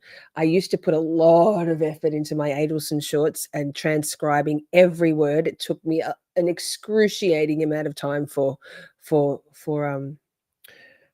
60-second short. But, however, I do have a short that's got over 2 million views and it got me 1,000, 2,000 subscribers. So I'm not mad. Now my shorts are very much pared down in terms of creativity. I'm like, put it out. Hi, Britt. Good to see you. How's your internet today? What's Australian for weirdo? Where's that? I think just weirdo. Like it's universal, right? I also ordered a Stay Weird t-shirt, V-neck, I think. Oh, Matilda's added a sidebar. Matilda's added in a fair few. I think all the designs now in the t-shirt come in a V-neck option. So if there's a t-shirt that you love and you don't love the high necks and you don't want to have to like cut them like I've been cutting my straight across ones, V-necks 10/10, love. We don't eat poo. We don't eat poo. Like nobody likes poo. It's not cool. Hank's objection is more palatable than Lally's breathy objection. I think Lally's was like he was, what did Betterow say? It's like he's passing a kidney stone. Objection. 2 million views. 2,050,000-ish. And ironically, the short happened to be called 2 million. I manifested that shit. It was wild to watch it. Crazy. Like watching the views go up. Amazing. The first 2 million happened really quickly. And then, no, the first million happened really quickly. And then the next took a few weeks. May I? Yes. Makes me look good on my stats on my channel. Does that refresh your recollection that We you were ain't all interviewed that. on February 1st, 2022 by a trooper by the name of Connor Keefe and a trooper by the name of Kathleen Prince? Yes. Did Connor Keefe? Relevant sidebar. Lots of names we haven't heard before in this trial, right? It's not yet. It comes a little later when they're talking about the timeline. But Jen's sister, Denise? Who's Denise? Denise entered the chat today. And these two? Who knew? There's more characters in this sham. Keefe write that report? I'm sorry? Did Connor Keefe write that report? Does it matter? Kathleen Prince wrote the report. Okay. Does that matter? No? No. Okay. Did that refresh your recollection that you did discuss the taillight? Do you have any tank tops? And Yes. did you tell Trooper Prince and Trooper Keith that? Sidebar. Yes, I wear some of the tank tops in my live streams. I've got a Miss Shorty music one, a bold mysterious one, the original teal blue logo one. There's a Stay Weird one. There's the cherries design, which also comes in a wine glass. And all proceeds, other than free Karen Reid merch, all the other proceeds go to paying our beautiful mods. It's going to be slim pickings this month, although I did just place a $400 order because I'm my biggest customer. I'm my biggest customer to my own merch store. It's a sad state of affairs. You noticed Can't the back stop, right taillight in the middle, quote, in the middle, your words, was broken and a piece of the metal encasement was pushed forward. Yes. Okay. You didn't say the taillight was completely shattered, correct? Correct. You didn't say that the entire lens was missing, correct? Correct. You said it was broken in the middle. Is that Yes. right? And then you described today that a square piece was missing. Yes, that's the piece I was referring to in the middle. Just in the middle of the taillight, though. That was how you described it. Yes. Okay. I'd like to shift gears for a quick second and talk about a March 7th, 2023 text message with victim witness advocate Steve Nelson. Do you remember communicating? You don't have to know the exact date, but if you do, fine. Do you remember communicating in March of 2023 with victim witness advocate Steve Nelson about the Ring camera at One Met? Pause. Yes, this is interesting. We had a whole discussion in Just to Serve TV about Ring camera footage being saved to the cloud. I wasn't sure.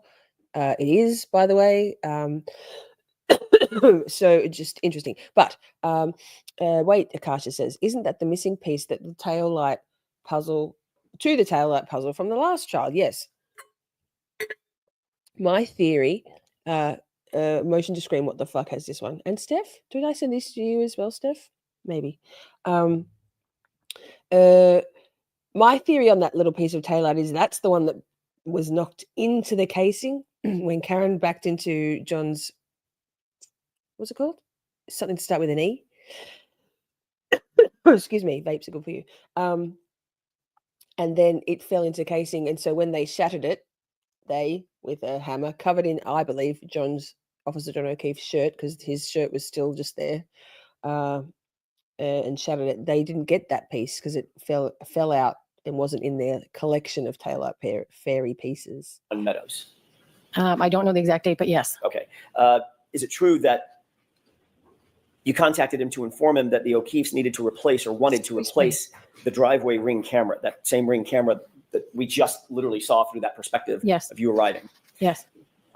Did Mr. Nelson indicate that he believed that would be fine to replace that Ring camera if the O'Keefes wished to do that? I don't remember if he said it would be fine, but at some point they were told they could replace it. It had broken. It wasn't working. Did he indicate that he would check with DDA Adam Lally and then get back to you? I don't know. At some point, you were informed that the O'Keefes had the green light or the go-ahead to replace that Ring camera at One Meadows. Is that right?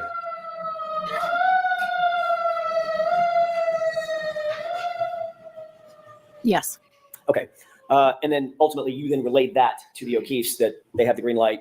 You've talked to somebody at the DA's office, and they said, yeah, go ahead and replace the camera, correct? Yes. Okay. Yes.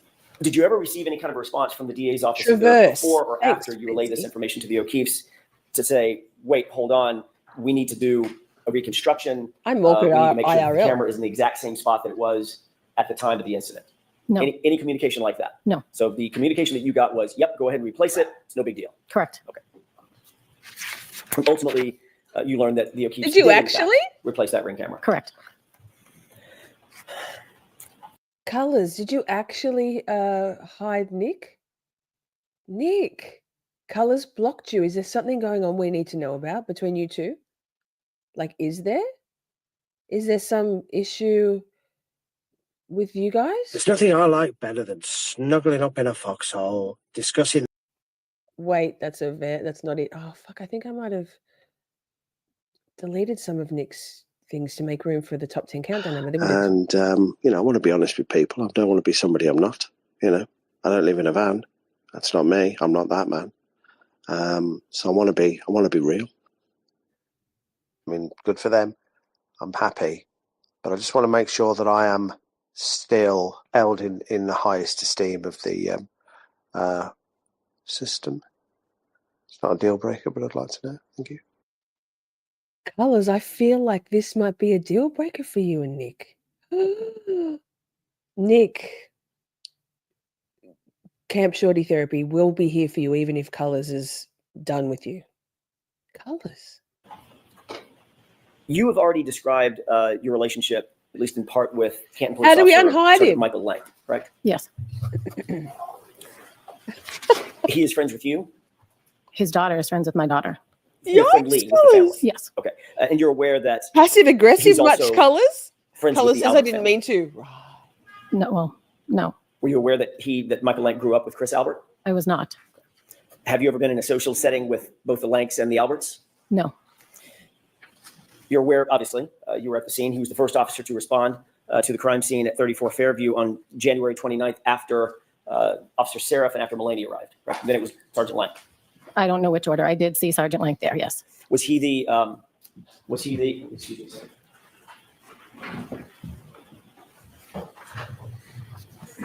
I was just She reminded. says she didn't mean to. You indicated that you don't remember have the date of that questions. text communication between yourself and Mr. Nelson. No, I don't remember the date. Would it refresh your recollection if you looked at a text message between the two of you about the subject of the Ring camera? Sure. Do I need to know the date? May I approach? I need to know the date. Oh, okay. Sorry.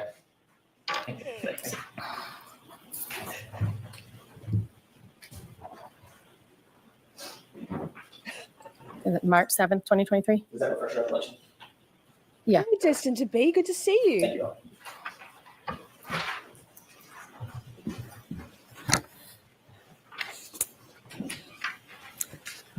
You indicated that you did recognize Sergeant Lang Yes, at the Colors. scene. I'm checking You had a now. conversation with him. Nope. I said, Mike, is that you? He said yes, and that was it.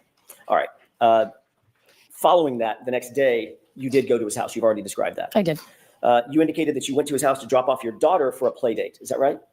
Yes. But you also indicated that you took Jennifer McCabe with you. Yes, because I drove Jen McCabe to the O'Keefe's house, so she was leaving. I feel like we're going to get to it now. Thank you, the trial channel, for sending me that. I'll probably make a short of it myself from the raw feed because I don't want to make a short out of Andrea Burkhart's content. I could try to use the raw feed, but thank you. And thank you, Colors. I did. Thank you. Leaving to go. And we're getting home to with it me. now. So I was going to drop her off. Okay, so your memory is you took Miss McCabe from where over to the Lanks house? I think she was at home. So you picked her up? Yes. At her house? Yes. With anybody else? With my daughter, my son. I picked up her and either one or two of her daughters. I don't remember. And then you drove over to the Lanks house. Is that right? No, I drove to the O'Keefe's house. First. Yes. And what did you do with the O'Keefe's Then house? left a couple of kids, and my daughter wanted to go to the Lanks house, so I drove my daughter to the Lanks house before driving home. Butterfly. And Jen's child was with you on the way from Jen's house over to the O'Keefe's house. Yes, one or two daughters. I don't know. Dropped the one or two kids off at the O'Keefe's. Is that right? As well as my son. As well as your son. Then you went to drop off your daughter for the play date. Well, she was 13, so it wasn't a play date. Whatever. I don't know. What you I call know. it. I know. I don't have a 13. Alan Jackson saying play date was so cute. Okay, wait. What the fuck has been doing some research, and we love you, girl. In the private chat, she said to me this. Okay, so you can't see this on your screen, but I'm reading it to you verbatim. Okay, so this is dumb, but I've been doing some research on Spanky's height. Lol, not dumb. This is what we love here. Side quests. It makes our knowledge and appreciation, or lack thereof, for the folks in this or any trial we're watching, all the more fulsome. I compared pictures of him standing next to people. The only one I could find on actual height for him was next to Whitey Bulger in court drawings.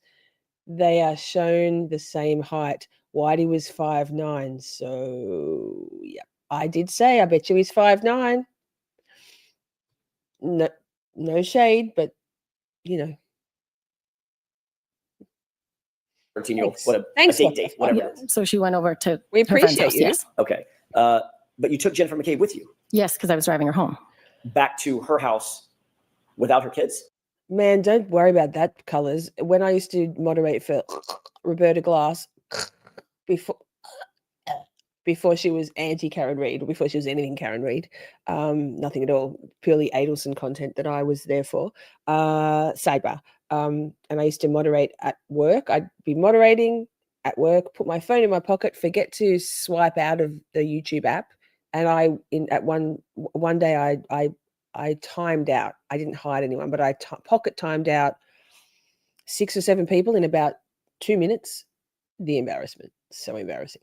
And I know one of Turtle Boy's mods sometimes falls asleep because she's in the UK, and she falls asleep and accidentally times people out, like en masse, because her face falls asleep on the phone. It happens. Yes, But she was going home. ironic that it was Nick. Were you going to go Colours. back to the O'Keefe's and pick up her kids and then take all of them home? I didn't have a plan. I mean, Patrick, Okay. nephew, was my son's best friend. Got it. So he wanted to be with him. Okay. Did you, I think you just answered this, but I want to make sure I'm clear about it. You didn't take separate cars. You all went in the same car. Is that right? Correct. Okay. Did anybody stop by or go by 34 Fairview during that roundabout? No, Nobody stopped off at 34 Fairview, either on the way or on the way back? no. I don't believe so. That wouldn't be the route in which to get to my house. Right. Exactly. Right, exactly. He knows where he's going with this. I don't think Alan Jackson is hugely tall. I think that he's probably I think he's probably 5'11". That's not short. It's not hugely tall either. Reese says, capital Reese, you notice when first responders were standing around after the ambulance left, Jen was centering, waving and motioning her arms like explaining how Karen drove. They were all captive to her story. Yeah, she's got that magnetic power of a narcissist. Enthralling, spellbinding. They have a way. You indicated that you stayed, even though you were dropping off your daughter, you and Miss McCabe stayed at Sergeant Lank's house for some 45 minutes. Does that sound about right? Yeah. And Sergeant Lank's wife, you indicated, was in the backseat of your car? Yes. Did y'all ever go inside the house? Jen went in to go to the bathroom. Was Sergeant Lank there? I don't know. I didn't go in. You didn't have any communications with Sergeant Lank? I'm sorry? You didn't have any communications with Sergeant Lank himself, Mike Lank, on that trip? No, I did not. But you don't know whether or not Jen did? I don't know whether or not Jen did. She went in the house to go to the bathroom. Okay. Trial channel fact checking herself. Update. Sorry.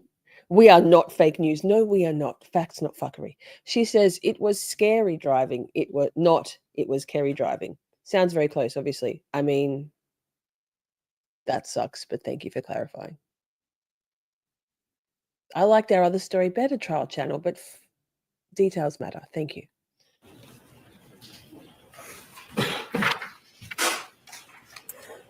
You've indicated that there have been occurrences in which Jennifer McCabe has asked you to contact the DA's office on her behalf to ask a question here or there, get some information, correct? To Steve Nelson, yes. Okay. How many times, just the number of times, volume, would you say that Ms. McCabe has asked you to reach out to the DA's office in one particular or another? I don't think very many.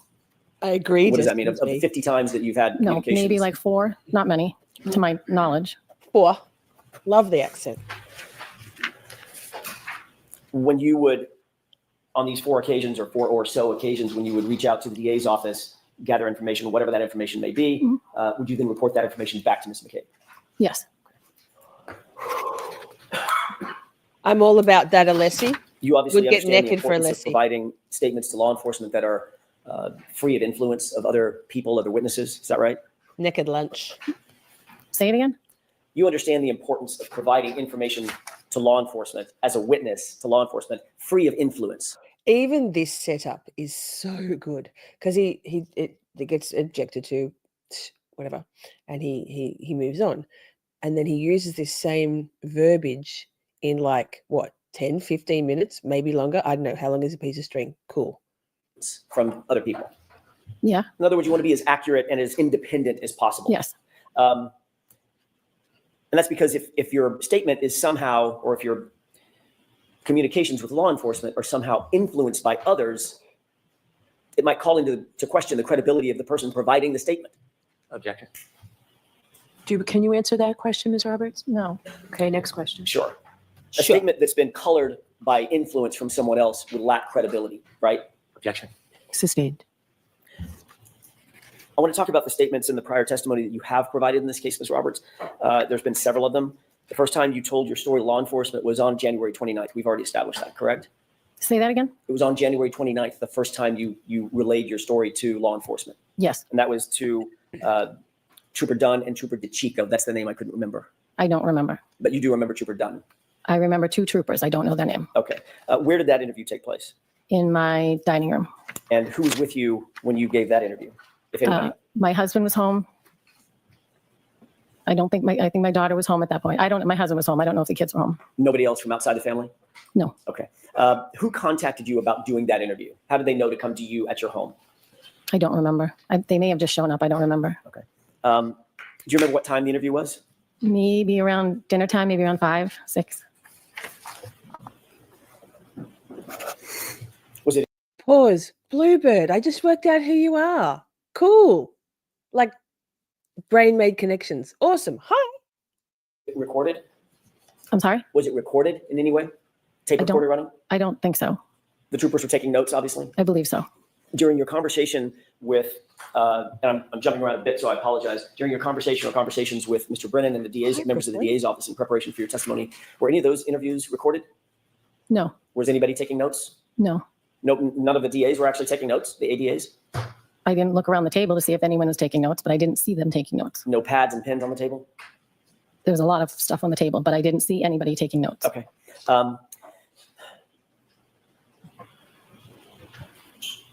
You received a phone call just before that interview started at 5:25 p.m., correct? You've changed your handle Around recently, 5 o'clock, Bluebird. 6 o'clock. Is this the night of the 29th, you mean? This is the night of, I'm jumping back to the night of the 29th. Yeah, I'm not following you very well. That's okay. On the 29th, yeah. My brain can't think, it's all the lies. Just a little bit before that. Yep. You received a phone call just before that, correct? I do not know. Isn't it true that Jen McCabe called you and spoke to you just before that? I spoke to Jen McCabe the entire day. Okay. Including just before that interview? I don't know. Did you tell Jen McCabe that you were about to be interviewed? No. Did you tell her at some point? So when she frowned like that, I think she was telling the truth. What the fuck says, okay now, AJ. AJ compared to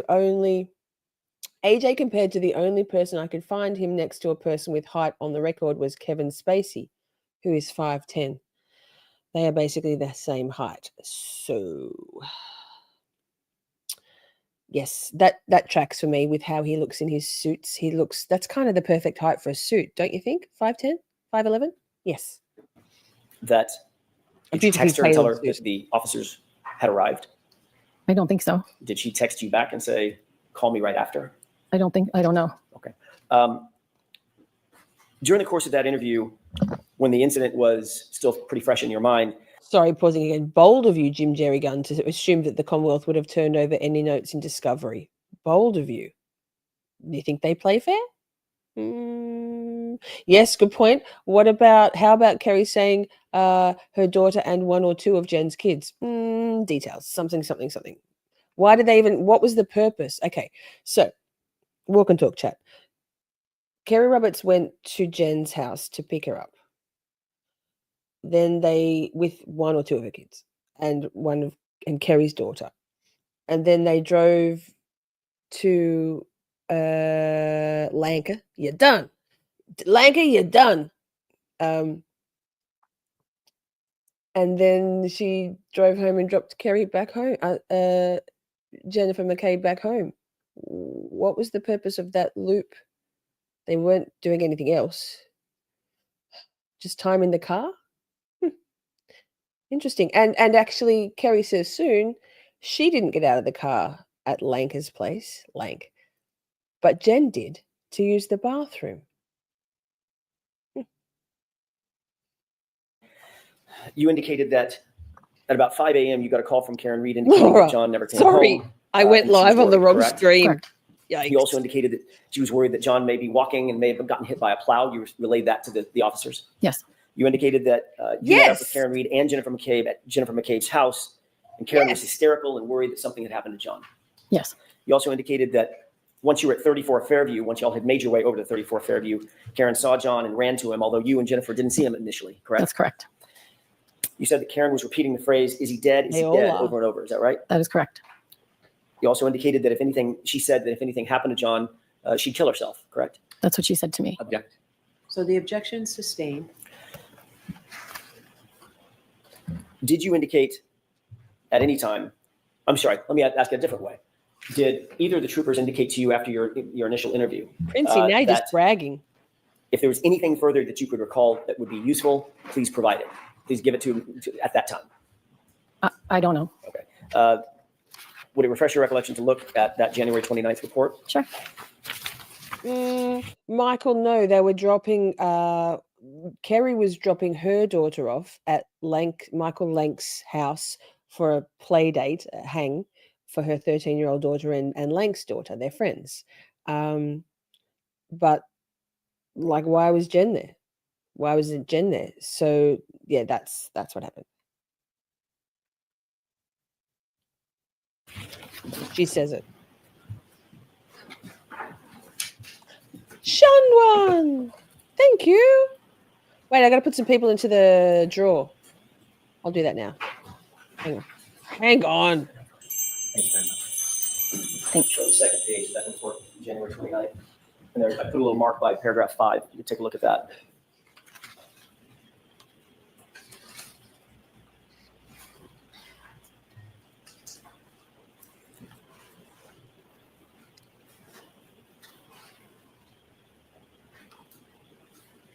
Okay. Ma'am? Yes. During this interview with Trooper Dunn and Trooper DeChico, they indicated after you gave your statement that if you wish to provide anything additional, now is the time to do it. Objection. Sustained. Were you informed that you were limited on time in that interview? Meaning, we got to get this done. We're leaving. We're out of time. No. They didn't cut you off, correct? No. They didn't tell you that they had a limited amount of information that they wanted, and then they were just going to leave, correct? I don't remember. I don't recall. As a matter of fact, they told you that anything you wanted to provide to them, provide it. Give them as much detail as you could, correct? I don't recall.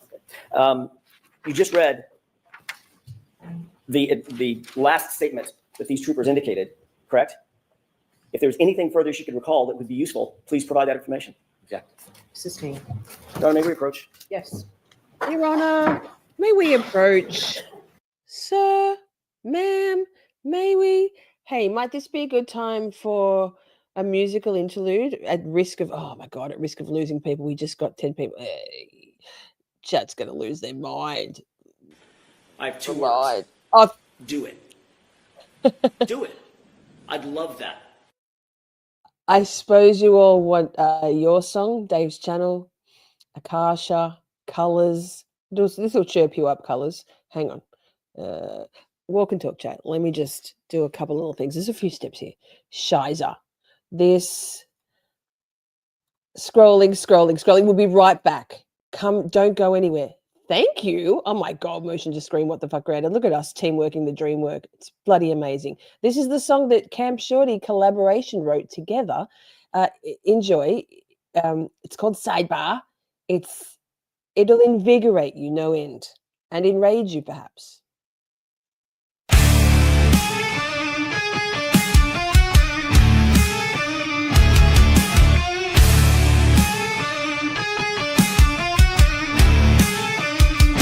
Reasonable doubt, scream into silence, war in the courtroom, verdict or violence, your gavel dales in blasphemy, Mr. Jackson ask it differently.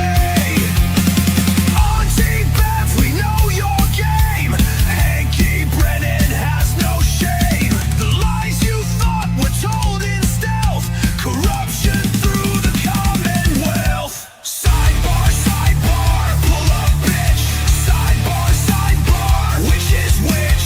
Dream team got this, fuck this shit, cause Karen Reed ain't got no quit.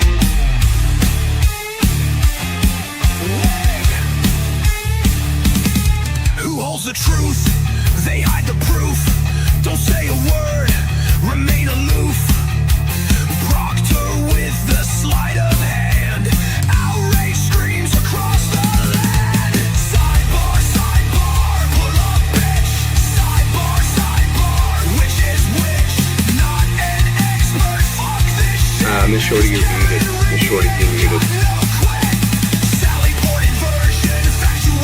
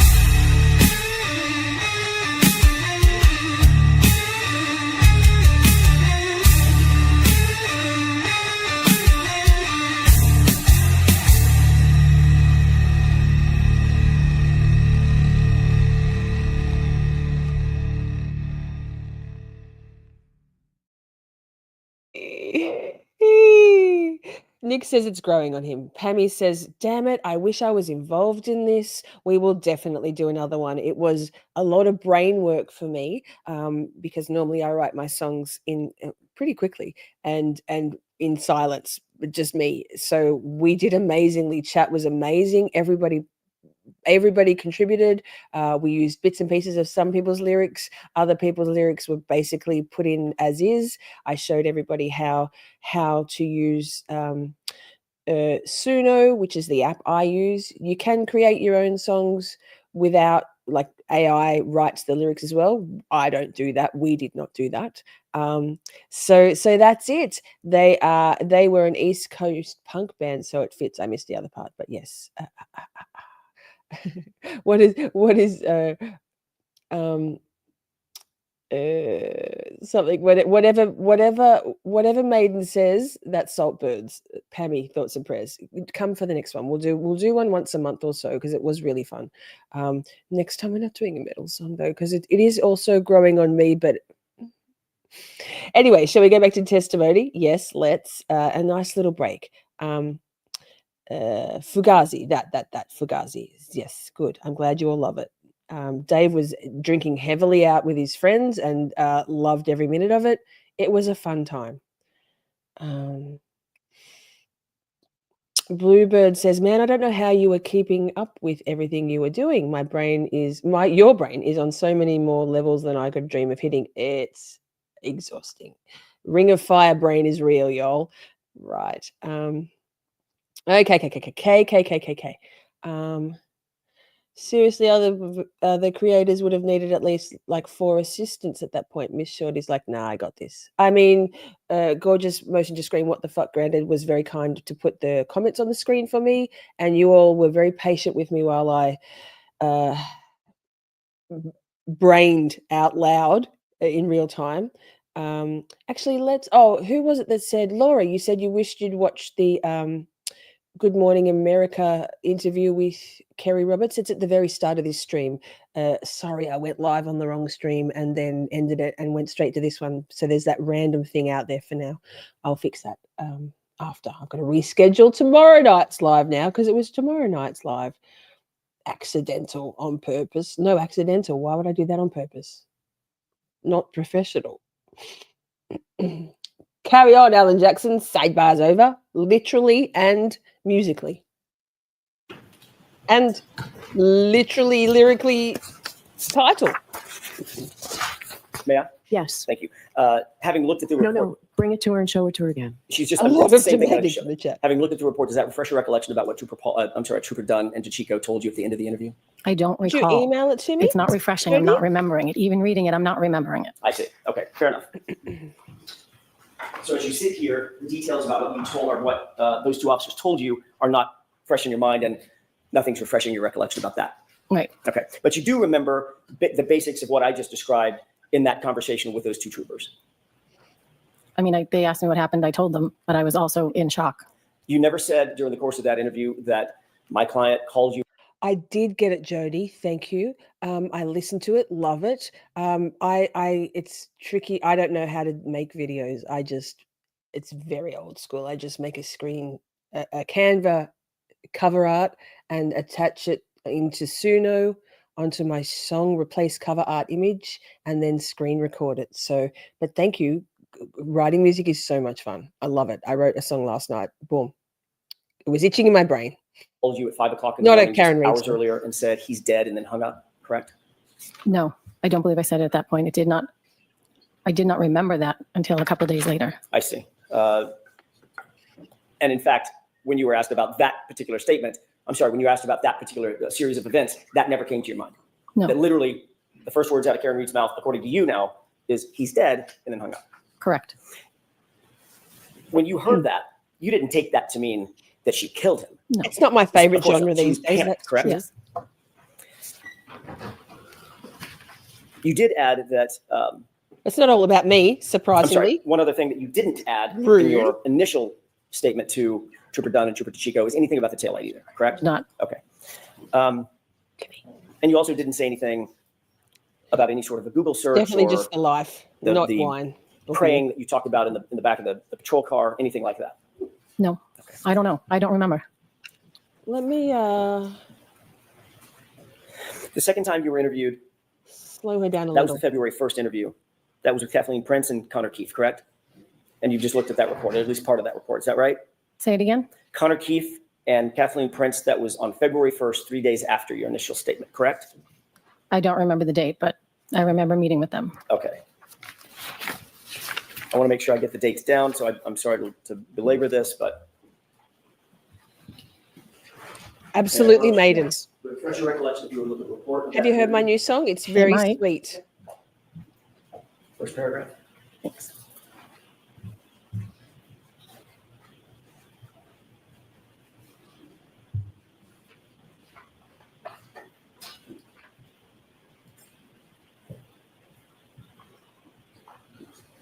Am I reading the whole thing or just the part Bluebird, where I'll you send got you it? that one. I'll send you them. I'll Oh. DM them to you. Oh, for the date, yes. Yes. What date was it that you met with them? February 1st.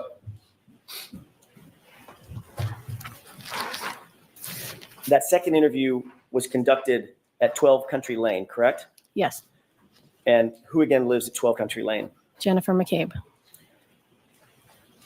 So the second time you told your memory, your story to law enforcement, you were literally sitting in Jennifer McCabe's house. Yes. And you had met with Jennifer McCabe before your interview, correct? Yes. We were putting a timeline together. So you two were actually prepping, if that's a valid term, prepping for your interview, putting a timeline together, correct?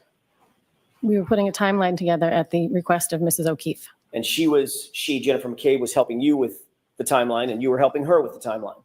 Yes, we were putting together the events of what had happened. So she was helping you, and you were helping her, yes or no? Yes. Okay.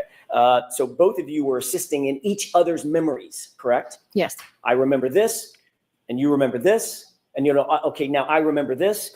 Pause. Lynn, how cool is it going to be to wear a t-shirt that was your slogan? Lynn True Crime Project was the one who said in our chat, I think 2 weeks in a row or 2 streams in a row, Rehome the McAlberts. And I'm like, that's good. We're making merch. And I know you've been in and out of our streams, but I haven't grabbed you when you've been here to tell you about it. I even wore the shirt a couple of weeks ago. It's so cool. So cool. Such a good hashtag. And you can wear a shirt that you were the brainchild behind. I love it. Correct? Yep. Obviously, that would help influence your memory going over the event with someone else, correct? Yep. So what's on that timeline, you would agree, is not completely independent, your memory. It's a combination of your memory and Jennifer McCabe's memory. Isn't that right? Yes. Take about 10 days. 10 days, I reckon, Lynn? May I have just a moment, Your Honor? Yes. Beautiful quality. I'm not just saying that. This stuff is such good quality.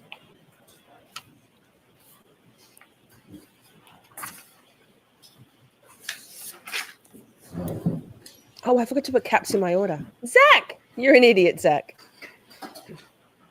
How are you, mate? Oh, a new court reporter? What's this one's called? Thank you, Your Honor. Smiled. I like her hair.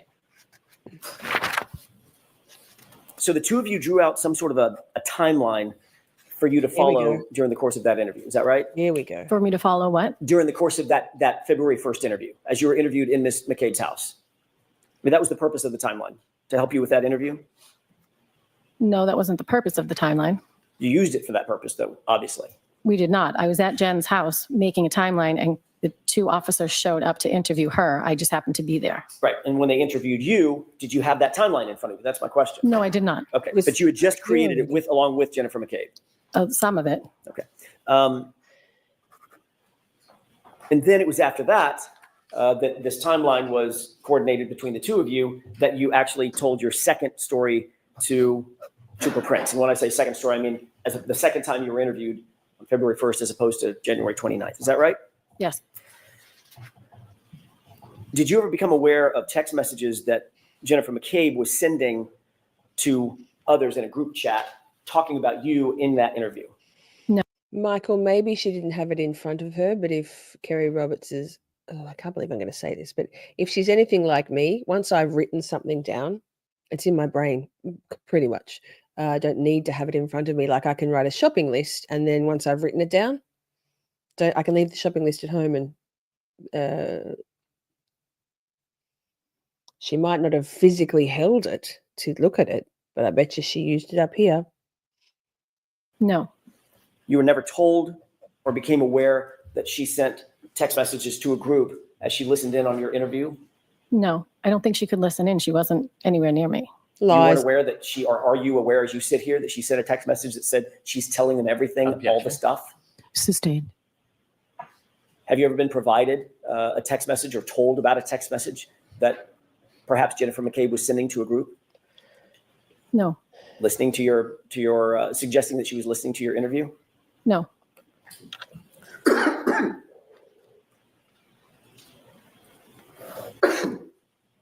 The third time you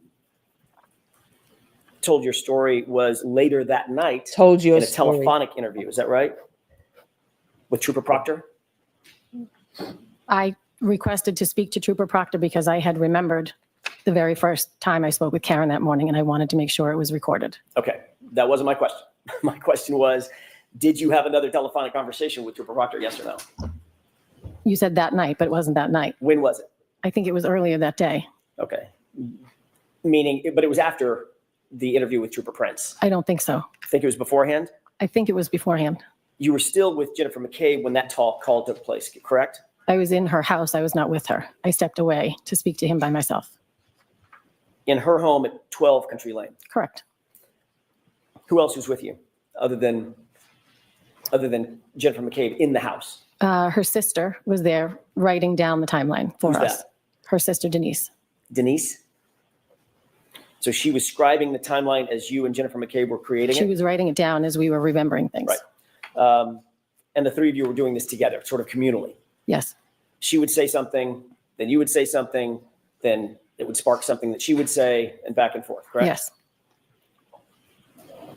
How is it that Trooper Proctor got a hold of you? Did you call him or did he call you? I think he was on the phone with Jen, and I asked to speak to him. So Trooper Proctor got a hold of you through talking to Jen McCabe. Well, I asked to speak to him, but yes. Right. Was that interview recorded, to your knowledge? I don't know. The fourth time you met with police was February 2nd, the very next day, at about 12:08 p.m. Is that right? I don't remember. Do you remember signing a consent form for your phone? Yes. Was that the next day after this interview with Trooper Prince and Trooper? I don't know what day it was. It was right after Karen was arraigned for the first time. Jen and I met with them and both handed our phones over willingly. So you just answered my question. So when you met with police, whatever the date was, it was a few days later, you met with police yet a fourth time, you were still in the presence of Jennifer McCabe when you met with police. Yes. And handed your phone over, is that right? Yes. She handed her phone over, is that right? Yes. And the two of you were together when you signed your consent forms, is that right? Yes. Miss Shorty, you're muted. Big sigh from Alan. The fifth time you told your story was in front of a grand jury, is that right? I don't know. Steph's. Do you remember testifying in front of a grand jury? Not in the chat right Let's now, talk about Zach. that for I'll a tell you, second. you said hi. Before you testified at that grand jury, just physically, you were brought into an anteroom where you waited to be called by ADA Adam Lally, correct? Yes. Who was in that anteroom with you just before you gave your testimony? My husband and Jen and Matt McCabe.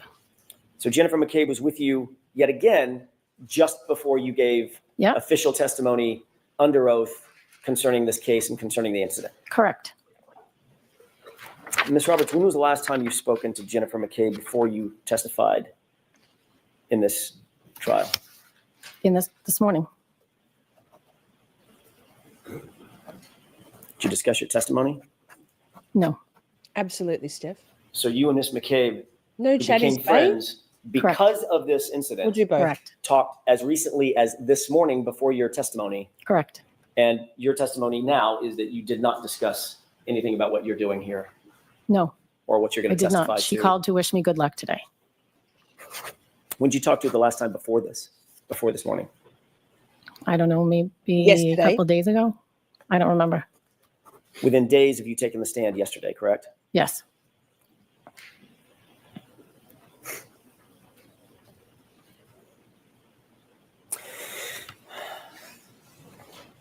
Did you ever?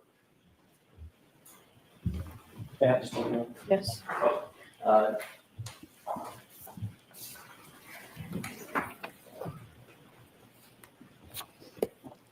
Ms. Roberts, I'm going to ask you.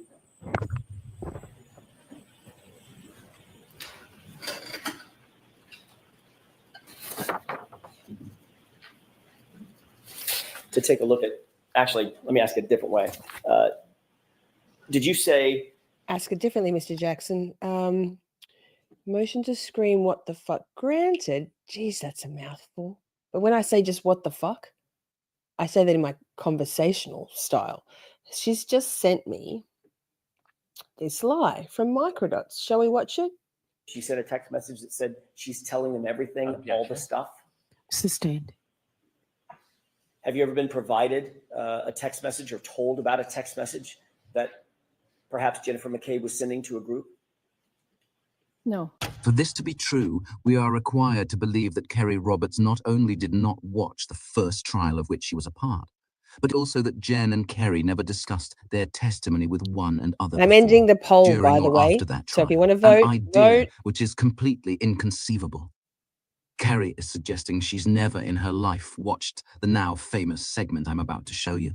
Why was it so important to report back to the group that you were happy that Kerry Roberts was saying, quote, everything? Objection. I'll allow it. Kerry did this a Oh, second wait. time during her test. Pause. MicroDots. It said trail one. Oh, he'd hate that. It said trail one. Wait, watch. Oh, fuck. Wrong screen. Hang on. Down the bottom right corner. So Sorry, important to MicroDots. report back to the group that you were happy that Kerry Roberts was saying, quote, everything. Objection. I'll allow it. Kerry did this a second time during her testimony, claiming not to know that Officer Michael Lank is longtime friends with the Alberts. To be clear, hundreds of thousands of people following this trial have been aware of this fact for over a year. Everyone knows it. Kerry certainly does too. You have already described your relationship, at least in part, with Canton Police Officer Sergeant Michael Lank, correct? Yes. He is friends with you? His daughter is friends with my daughter. Your friend Lee with the family? Yes. Okay. And you're aware that he's also friends with the Albert family? No, well, no, Were you aware that Michael Lank grew up with Chris Albert? I was not. I don't understand how we are expected to believe such obvious lies. Yet they continue to flow from nearly every Commonwealth witness. Here is the fiery exchange ending the cross-examination. Up until this moment, Alan Jackson has effectively exposed Kerry's deceptions, all designed to shift blame away from Jen McCabe and onto Karen Reed. Just asked, just a few minutes ago.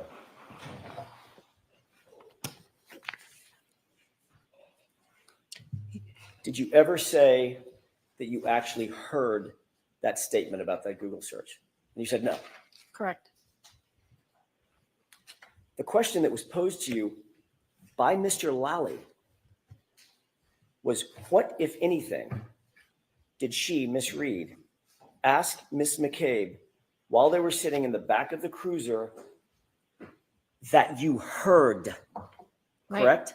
I misunderstood the question. And you misunderstood that question? Ma'am. What I did you did. misunderstand about that question? I didn't know it was that you heard, so I was explaining what happened in the back of the car. I see. So you just ignored the part, literally, the part of the question where he said, what did you hear her say?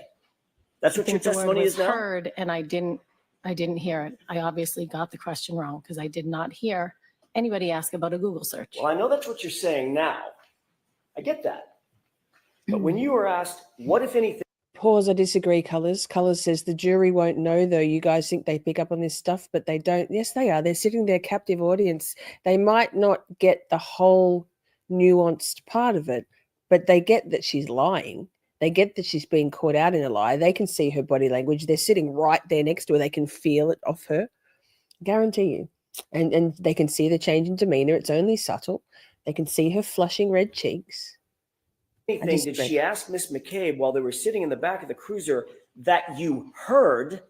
Your immediate answer was, at one point, She asked her to Google hypothermia and how long dash Google hypothermia, end quote. Correct? Correct. That was your answer.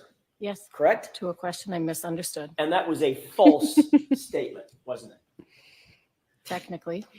Technically? Yes, It's like being a technically. little bit pregnant, Ms. Roberts. Okay, so remember jurors. Colors, they did. They acquitted on counts 1 and 3. And if you remember Alan Jackson, I mean, obviously he's going to pitch the strongest story that supports Karen. But in the Ted Daniels interview, the word from the jurors is that they actually weren't even hung on count 2 as count 2, but it was some of the lesser included aspects in that they were hung on. And because of the way the verdict slip was written, they couldn't actually, it said they had to agree on all of it and then tick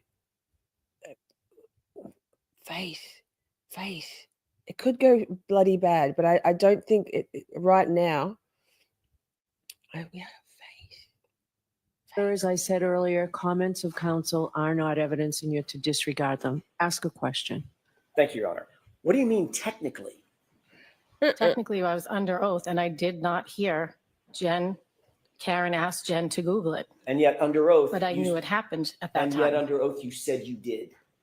Correct. And that It's was in the a pizza. lie. It's in the chicken Correct. palm. Was that a lie? Objection. Did you lie? I did not intentionally. But you Not did. Sarah Boone. And Not intentionally. okay, that's the end of Understood this. the question, Mr. Jackson. All right. Is there any other question or was that it? I didn't hear what she just said. I said Florida I water. misunderstood the question, Mr. Jackson. That's what you're saying now, correct? That's what happened. All right. Can I ask one more question? Okay. In that quote, you said at one point she asked her to Google hypothermia and how long. Then you corrected yourself and finished with Google hypothermia. What did you mean by how long? What were you about to say? I don't recall. Had someone told you something about a phrase that started with how long? I don't recall. Hypothermia? I don't recall. Like, for instance, how long to die in cold? I don't recall.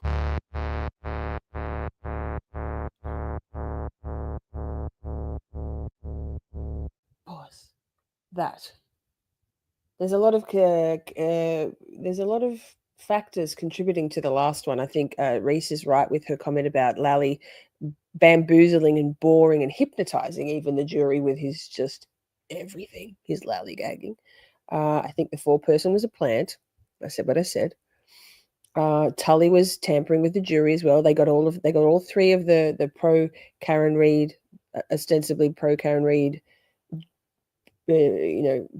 out of the deliberating jury. That you did or did not recall texting with Jen McCabe during the course of that January 29th interview with state police.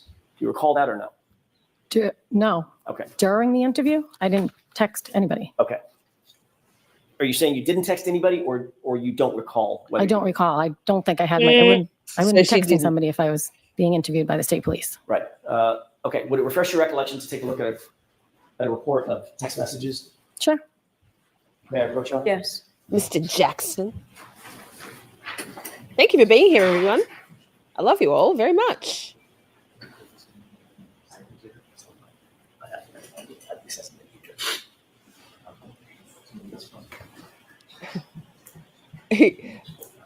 Not me. Not intentional.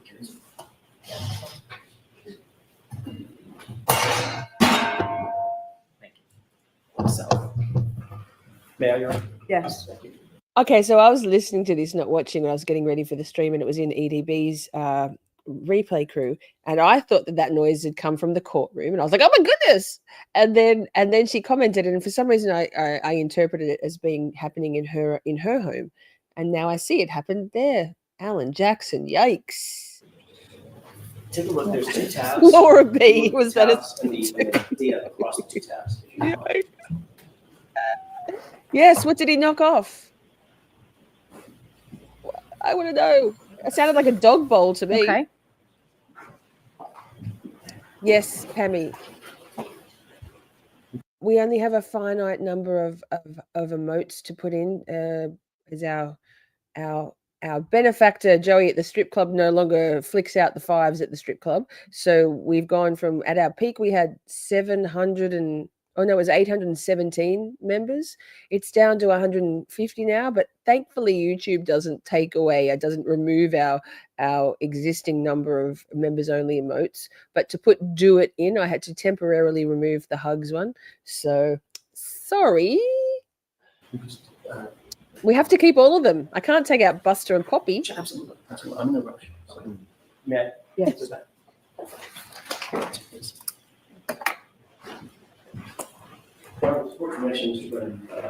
Okay. Jurors, feel free to stand up and stretch if you. Colours, I disagree. He's the breadcrumbs of Jen McCabe. Every single interaction that Kerry Roberts had with law enforcement and the prosecutors were with Jennifer McCabe, and Jen McCabe even had Kerry contact the DA's office and their investigators. Out of the 50 or so times that Kerry contacted Meatball Morrissey et al., Jennifer McCabe asked her to do 4 or 5 of those contacts with questions and then report back to Jen. So the breadcrumbs of Jen, they might not understand what her motivation would be, but they can well and truly see that Jennifer McCabe is enmeshed and inextricably woven into all of this. If you'd like, and I forgot to tell you, anytime we're at Sidebar, please feel free to stand up and stretch. Okay. That was quicker than we thought, Judge. May I proceed? Yes. Okay. That's what she said.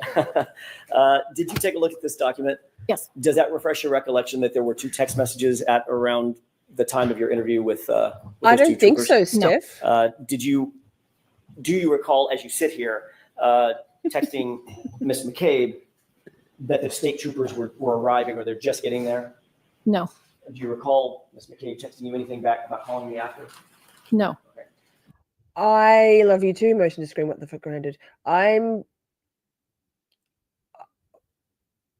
agree, but if I think it will probably, if at all, be just one person. I still don't think that the Commonwealth necessarily want a conviction. I don't think they do. Maybe Hanky does more now. I still think they want to say, jury got it wrong. I think that they can't fuck with 12 jurors or 2 9s or 18 humans. They can't. And at this point, technically, the jurors are not allowed to discuss anything with their peers, their colleagues, the other jurors. So yes, but let's just say that there's, at the moment, let's say there's 18, maybe 17 impartial humans sitting on that jury, right? They're all taking this in. Maybe there's one person, maybe there's 2. We can't stress about it for 8 and 9 weeks and it disrupt our lives completely. Have a little faith. I'm more concerned about Bev and Hank playing dirty legally than the jury tampering. But it's a concern. Did you, in fact, different question, did you, in fact, call Ms. McCabe right after the interview and talk to her? I don't know.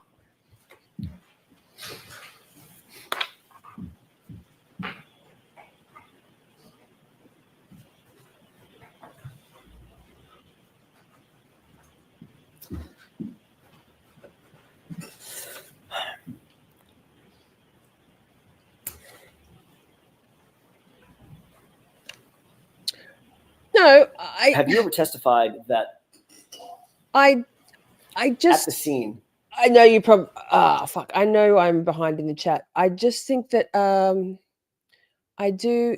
Thank you, Nick. It's going well so far. Those things we cannot control. We can't.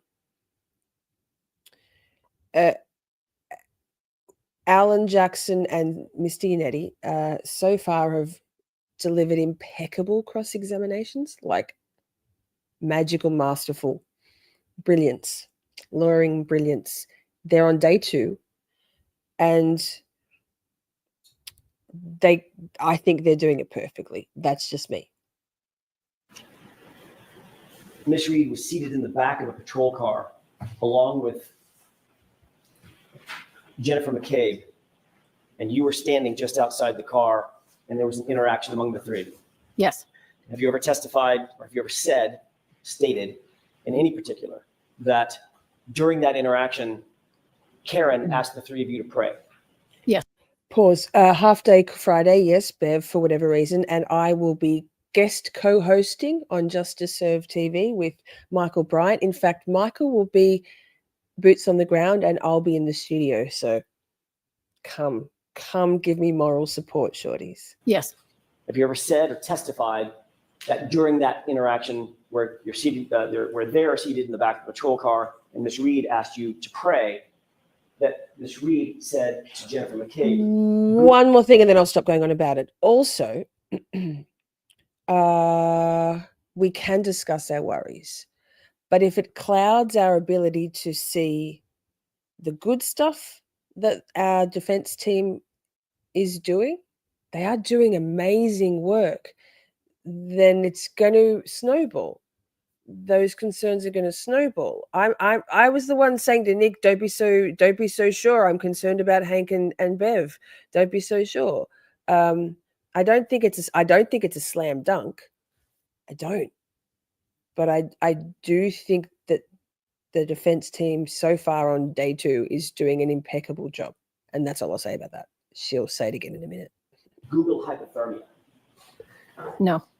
You've never said that. I've never said that. Jeez, Micah. You testified at the grand jury on April 26th. Is that right? April 26th, 2022? I do not know. Right?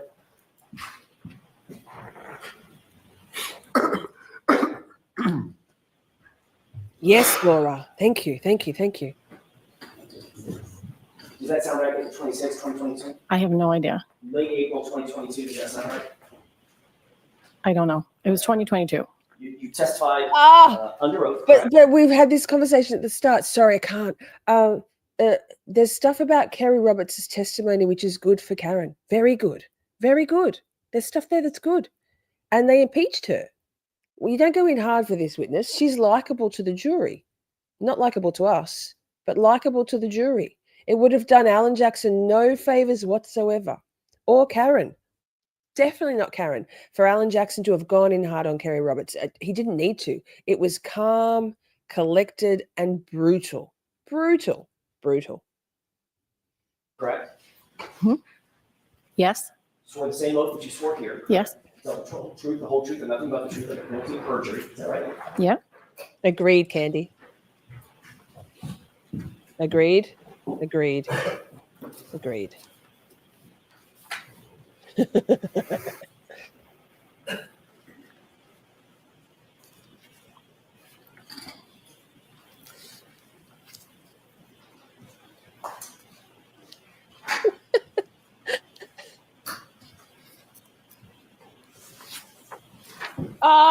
Again, I disagree, Colors. No. I'm not. EDB points out the faults. And my brain, I've watched, like you, I've watched so many trials. So many trials also. I see good things here. Maybe Colors, Andrea Burkhart's a little down on this. Maybe we could look at it the other way. Maybe you should, maybe it would be helpful for you to watch something with, as well as, not instead of, Andrea Burkhart, to give you not just the negative side of things. Because it's like, it is like Steph said before, like she's concerned, but putting on some like positive vibes about it is going to help us stay uplifted. We've got a long way to go. Like nobody needs to lose their mental health over this. Sending out good positive energy.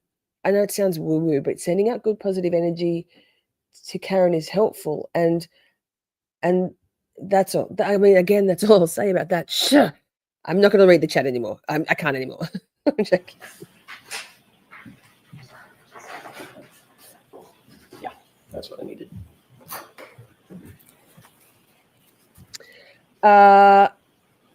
My Saturday night, 11 o'clock my time ish. So your Friday day?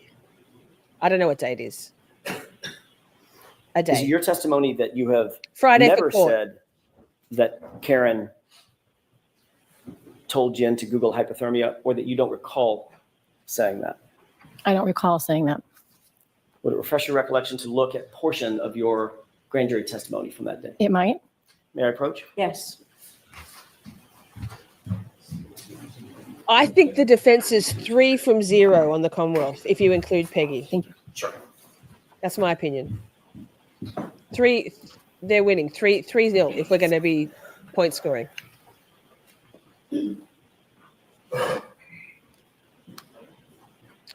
I didn't realize I would be either destined to be, but Michael's going to be boots on the ground, so it's just me. Back to you in the studio, Lisa. And I'll have to be very quiet. I can't stop And the if you whole could read time off or page talk. 83 as well.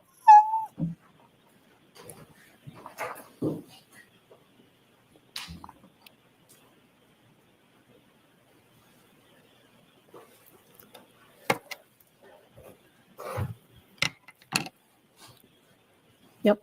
I testified. I didn't hear it, but I was told that she was asked to Google it.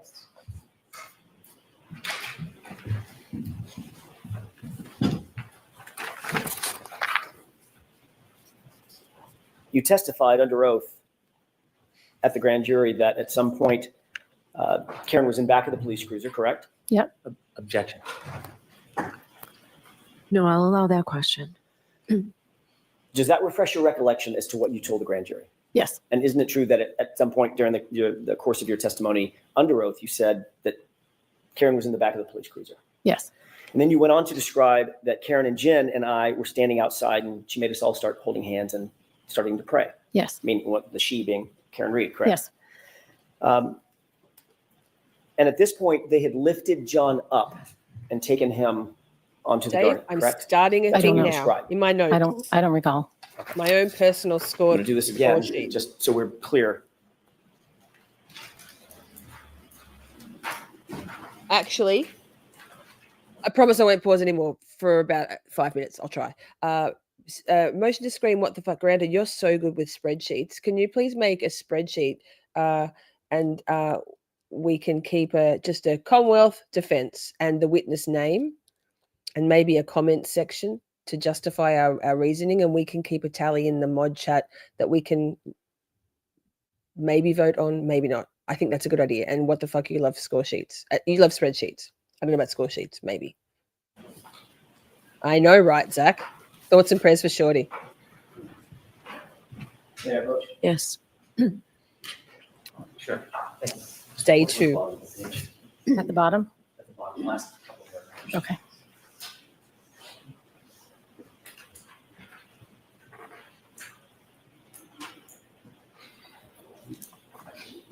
Yep. I say I think, so I'm not positive. I have a question for you. Okay. Is that fresh recollection? Yes. Okay, thanks.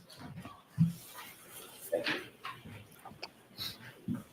I guess I'm speaking, you're And you speaking testified your... basically that you I'm think- pausing again. It was like Please. 40 seconds, 69 seconds tops. Colors, I guess maybe even because, motion to screen, what the fuck, Granted said she kind of feels the way you do. So maybe I'm talking to you, Colors, because you're being vocal with your concerns. And I love that we have these discussions. I love it, like 10-10. But there will be likely other people out there who are maybe feeling the same way. So perhaps my talking to you will help other people also maybe ease up on the stress balling of it all, and maybe just take a breath. Day 2, Pammy's there with me being calm about it. Day 2, because I know how I felt last trial. I was where you are now, Colors, last trial. This time I just think the rerun for the defense team is good. They know so much more now. At least that's what you were telling the grand jurors. Yep. You think that was the point at which they lifted John up Yes. and moved him into the ambulance, correct? Is that right? Yes. And then you were asked a question, what, if anything, did she, Miss Reed, ask Miss McCabe while they were sitting in the back of the cruiser that you heard, correct? Objection. Do you recall that? I did not hear the question about Google being asked. Pausing again, Jim Jerry says, Lisa, you should join the Glera or Broken Baker. That would be awesome. Bring Aussie Insider too. Unfortunately, the Glera has a lot of guests on his show at the moment and lately that are not huge fans of Miss Shorty or Camp Shorty. So I'm going to have to pass. Thank you. What the fuck? But good idea in theory. Great idea in theory. I just stay in my lane. And Baker would be cool. I'm sure. I've been on Baker before. Baker's been on my channel a couple of times. Love that. Tricky with the time differences and my going back to work next week. But yes. That's not my question. May I ask? May I inquire? Not even close, Just repeat Michael, that please. question. Sure. Isn't it true that you were next asked by Mr. Lally in front of the grand jury, quote, what, if anything, did she, Miss Reed, ask Miss McCabe while they were sitting in the back of the cruiser that you heard, end quote. Remember being asked that question? No.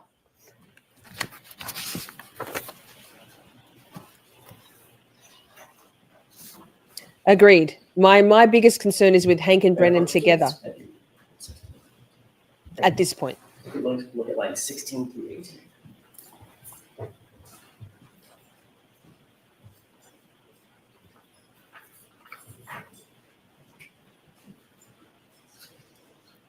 Okay.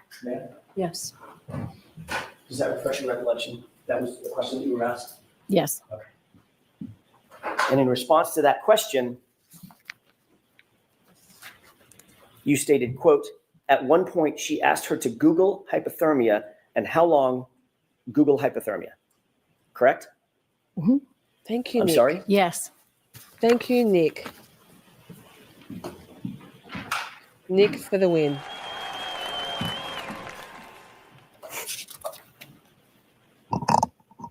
That was very detailed. You'll agree that that's a very detailed and specific recount of an event. You recounted where you were, back of a cruiser. Oh, I disagree They were in the back of the cruiser, completely. correct? Yep. The You defense recorded- rest, I disagree on that completely. Defense rest says the defense are just scrambling to keep up with Hank's BS motions. He is 2 steps ahead of him at all times. But they have something. Who said that before? Was it Michael? Was it Micah? Someone right early on in the stream. And by the way, 3 hours almost. What are we doing here? We're amazing. It feels like about 5 minutes. What was it? Was it Rule 14, Brady violations, something, defense, discovery violations that that the Commonwealth have got. So, and you know what? Hank can do all this dirty shit, right? This is not the outcome we want. But let's just say Karen gets convicted on something. Not going to happen. Might happen. Let's just say that she does get convicted on something. The appellate courts are going to have a field day with most of Bev's rulings. Let's just be cool, man. Be cool. Okay, shh, mate. Or reported the time was right around the time that you thought they were lifting John up and scooped him up onto the gurney, correct? Yeah. I thought it was about that time. I wasn't sure. Location, I'm sorry, I didn't get that answer. You were talking over each other. that's my mistake. What was your answer, Ms. Ross? I thought it was about the time they lifted him up, but I wasn't sure. You were very detailed about who was there. It was you. It was Jen. It was my client, Kerry Yes. Reed, correct? Is that right? Yes. You're so detailed that you talked about where you were standing next to the cruiser open door, correct? Yes. What the others were doing, holding hands and praying. Is that right? Yes. And the actual words used. You were as detailed about all of that as the actual words used. She asked her to Google hypothermia and how long, and then you stopped, Google hypothermia, end quote, correct? Yeah, that. Correct. Hank and Bev. You will agree, at least for that purpose, Words. you painted a very, very detailed picture in front of the grand jury, didn't you? Yeah. Except it's not true, is it? I did not hear her ask that. I was told she was asked that. The answer to my question, Ms. Roberts, and I'm not a trick question. What you told the grand jurors was not true. You never heard her, my client, ask anyone to Google anything, did you? I did not. And yet that's what you testified to under oath under penalty of Absolutely, perjury Shelley. in front of the grand jury, didn't you? I did. And the reason you did that, the reason that you said that false statement was because someone told you to say it, correct? Object. Is that, I'm going to let her answer. Nobody told me to say it. I knew it happened at that time. How did you which know is it why I happened? said it. How did you know it happened, Miss Roberts, if no one told you it happened? Because we wrote a timeline. We already spoke about So that. the timeline that Jennifer McCabe helped you with, that influenced your testimony in front of the grand jury, correct? Places, everyone. Topic reminder. I was telling what happened in the back of the cruiser. The timeline you can answer. You wrote, So when you ask a question, let her answer, okay? the timeline you wrote, with Jennifer McCabe's help, influenced your testimony to testify in front of the grand jurors to a statement that you never heard, correct? Yes.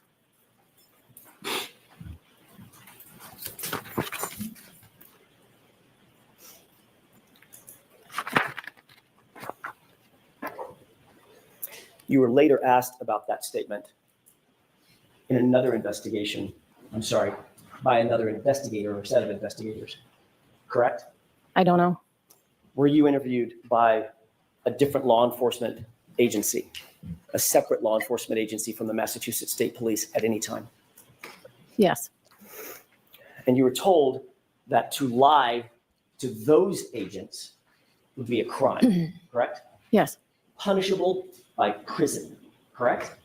I was not told that. They asked you whether or not you heard Karen Reed ever say anything to Jennifer McCabe about Googling anything, correct? I don't know. Isn't it true that you told them what you've just now told us, which is, I did not hear Karen Reed ask Jennifer McCabe to conduct any Google searches? I don't recall. Would it refresh your recollection to look at a copy of that interview and that report? This one, Sure. Maiden? Pause on the lies for a second. Maiden says, I just want to say how lovely it is to be free and comfortable to express different opinions. That's how we grow as humans. Excuse me. I want to debate on the neck, but the nastiness is next level. Love you all and our home. Yes. Yes. I struggle to not pontificate on certain things. I have very strong opinions about things, but I guess my goal is just to keep everyone just a little bit calm. We don't want to incense panic yet.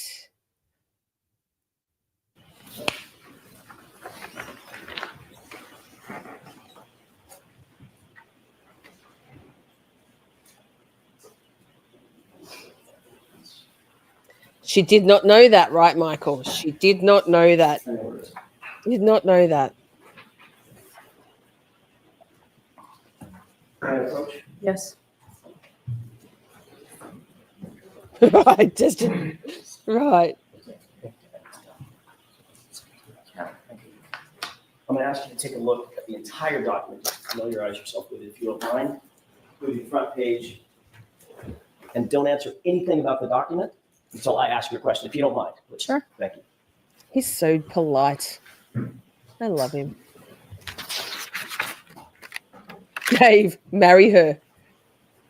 Wait. Do you want to marry me, Dave? Lol. And then Brooklyn says, Dave, marry her. Ms. Roberts, do you recognize that as being a report on an interview that you conducted?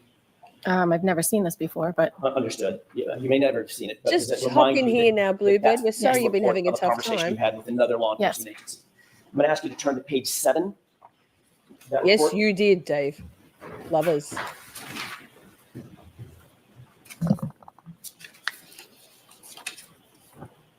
And if you look, Yes, there's a small colours is paragraph, one of my about 2 best paragraphs ones, up from the bottom. No homo. I think I might have put a little blue dot by it, but I'm not A sure. little bit of homo. Please read that to yourself. Yes, Dave. correct.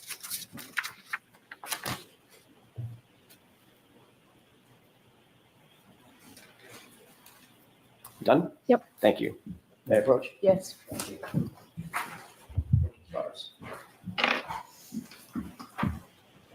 Ms. Roberts, does that refresh your recollection about what you told these investigators? Yes. I just saw And what you 69 told them votes in the was, poll, but then it quote, went to did 70. not hear Nice Karen work. Reed ask Jennifer McCabe to conduct any Google That is search. correct. And you went on to say, you saw McCabe on her phone. Objection. I'll allow Objection. it. You Do you want to saw vote? McCabe I'm on about her to end the phone, poll. But you did not I said it hear a while Karen ago. ask Jennifer to Google anything. Correct. So what you told the grand jurors was in fact 5, 4, 3. false. I 2, misunderstood 1. Mr. Lally's question. Got it. Thank you, Your Honor. Okay. Mr. Brennan, any questions? Thank you. Thank you. Do we want to watch Hanky? Or just want to go straight to AJ? Let's go straight to AJ. We don't like Hank Brennan. Mr. and Mrs. O'Keefe, John's parents, are now living. Who, Miss McCabe, while they were you saw it? Oh, drink, big drink, big drink. objection. I don't think Okay. she likes him either.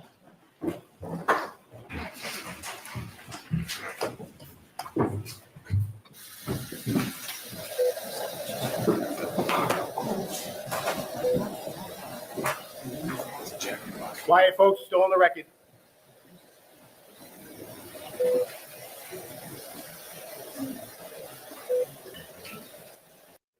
Maybe. Sidebar. Sidebar. What? What? No sidebar. Sidebar. Shorty, swing my way. Swing it over here, shorty. All right, go ahead, Mr. Brennan. Oh. When you first got to John and you were trying to save him that morning, Wait, let do me you have a check. distinct memory of it? Yes. Counsel had asked you if it was your story. Was this a story? Say it again. Was it a story that you told? A story? Yes. It's what happened. A story. Do you wish it was just Oh, a it's story? 7 seconds. Hang in there. No further questions. There Okay, we go. so recross. You just asked just a few minutes ago.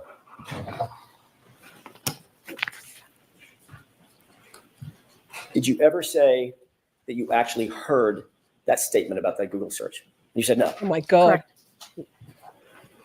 The question that was posed to you by Mr. Lally Sorry, was, Akasha. what, if anything, did she, Miss Reed, ask Miss McCabe while they were sitting in the back of the cruiser that you heard? Correct? I misunderstood the question. And you misunderstood that question? Yes. What I did you did. misunderstand about that question? I didn't know it was that you heard, so I was explaining what happened in the back of the car. I see. So you just ignored the part, literally, the part of the question where he said, what did you hear her say? That's what I your think the word testimony was is now? heard, and I didn't hear it. I obviously got the question wrong because I did not hear anybody ask about a Google search. Well, I know that's what you're saying now. I get that. Do you like But it, when you were General? asked, what, if anything, did she ask Miss McCabe while they were sitting in the back of the cruiser that you heard, your immediate answer was, at one point, she asked her to Google hypothermia and how long dash Google hypothermia, end quote. Correct? Correct. That was your answer. Yes. Correct? To a question I misunderstood. And that was a false statement, wasn't it? Technically. Technically? Yes, You're being a little technically. bit pregnant, Technically. Ms. Roberts. She's showing her Okay, teeth now. so Baring her remember, teeth. jurors, I said earlier, comments of counsel are not evidence and you're to disregard them. Ask a question. Can't put Thank that you, shit Your back on the Honor. horse. What do you mean Bev. technically? Technically, I was under oath, and I did not hear Karen asked Jen to Google it, And yet under oath, but I knew it happened at that and yet time. under oath, you said you did. Correct. And that was a lie, correct? Objection. Was that a lie? Did you lie? I did not intentionally. But you did. And Not intentionally. okay, that's the end of Understood this. the question, Mr. Jackson. All right, is there any other question or is that I it? didn't hear what you just said. I said I misunderstood the question, Mr. Jackson. That's what you're saying now, correct? That's what happened. All right, Can I ask one more question? okay. In that quote, you said, at one point, she asked her to Google hypothermia and how long. Sorry, Akasha. I'm You still correct laughing yourself. about that. You finished with Google hypothermia. What did you mean by how long? What were you about to say? I don't recall. Had someone told you something about a phrase that started with how long? Hostler. I don't recall. I don't recall. Like, for Hostile. instance, how long to die in cold? I don't recall. Okay. All right, Ms. McKay, I'm sorry, Ms. Roberts, you're upset. Did you hear that? I made a short out of it. Yes, Simmy. Simmy said, someone better have made a short. I'm like, yeah, me, it's me. Hi, I've made a short. Look how pretty she is when she smiles. Not. We'll go back because that was great. Bev's Freudian slip. Timu I don't Gemma recall. Like, for instance, how long to die in cold? I don't recall. Okay. All right, Ms. McKay. I'm sorry. Ms. Roberts, you're up, sir. Thank you. LULL.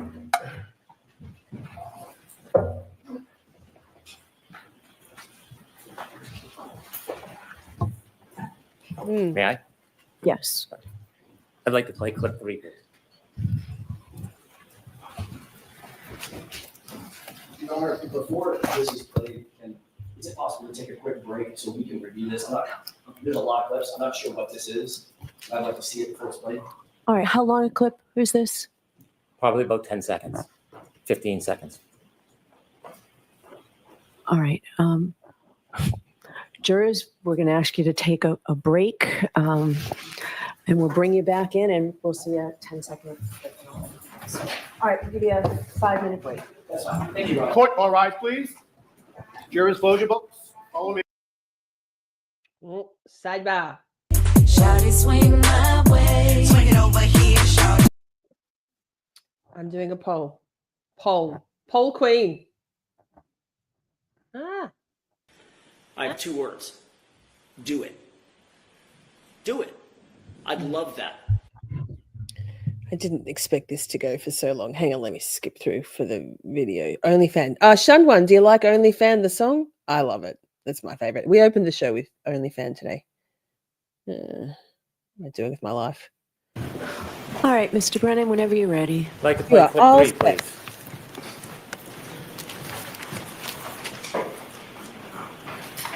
When my car was seized, there was a few small pieces of taillight missing that I had picked out at John's at 5:45 before we drove over to Fairview. I'm showing Jim and Kerry, look what I just did to my light, and I'm worried that there's gonna be some kind of electric short circuit. There's like the bulb is showing, and some of the red plastic's missing. So I picked pieces out of the light housing that had kind of collapsed within the light and dropped them in John's driveway.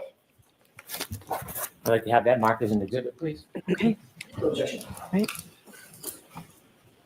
Chad, if I was a defendant in a murder trial, and they played clips from my YouTube channel, I'd be fucked. They'd be like, this chick is fucking crazy. She absolutely did it.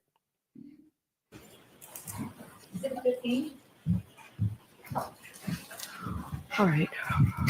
Rather than calling your next witness, who it'll take 10 minutes to bring a witness in and do all of that. Yes, Why Your don't we take the lunch and recess? I'm sorry, is the food here?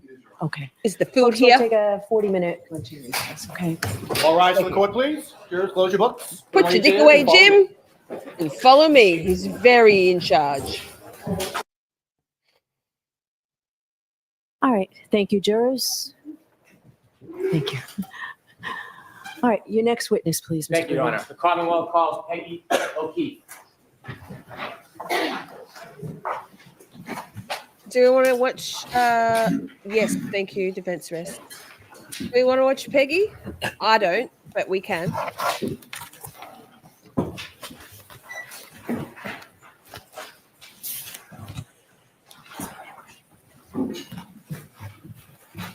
Can't open my cheese.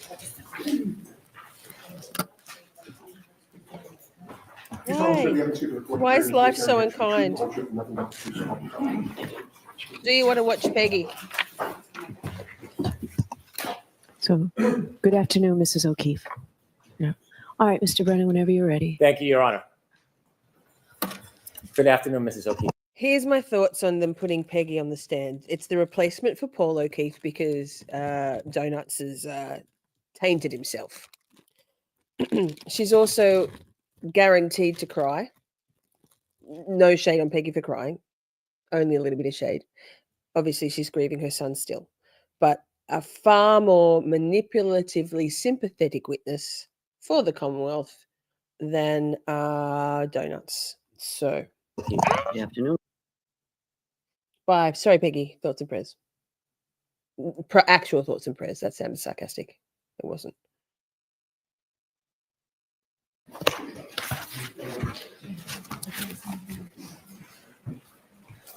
I don't know what they are. Is there a second? Ah.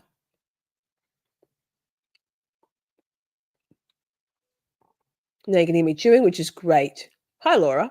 Lurker Laura. Love it. They wanted the violins, yes. She does contradict Kerry Roberts, though. Yes. No, thank you. Just eat the plastic. Yes. You want to hear my story with my mouthful? That's what she said. Hang on. Fuck. Let me chew. Not well planned. Shorty, swing my way. Swing it over here, shorty. Government cheese goes down easy. Last night I was very tired and I hadn't had any dinner. And I was like, ooh, cooking, no. And then I thought, will I order food in? Yes. I'm like, I was already lying in bed. I'll fall asleep. Last time that happened, I woke up in the middle of the night, remembering that I'd had food ordered. And it was there. So I set my alarm for the estimated delivery time. And fell asleep. So tired. It was like 7:30, 7 o'clock, 6:30, 6:45 p.m. And then my alarm went off. I was like, what is this? Why? And I was like, food. I'd ordered a little pizza, a mediocre chicken parm. I was hoping that it was not mediocre.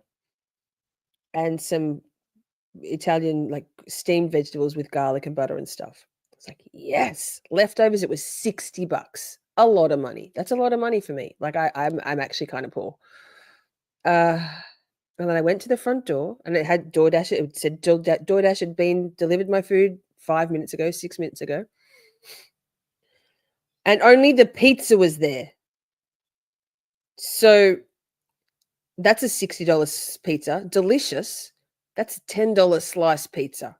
I was really looking forward to the chicken parm. Ugh. I think I'm going to risk it and order it again, not asleep.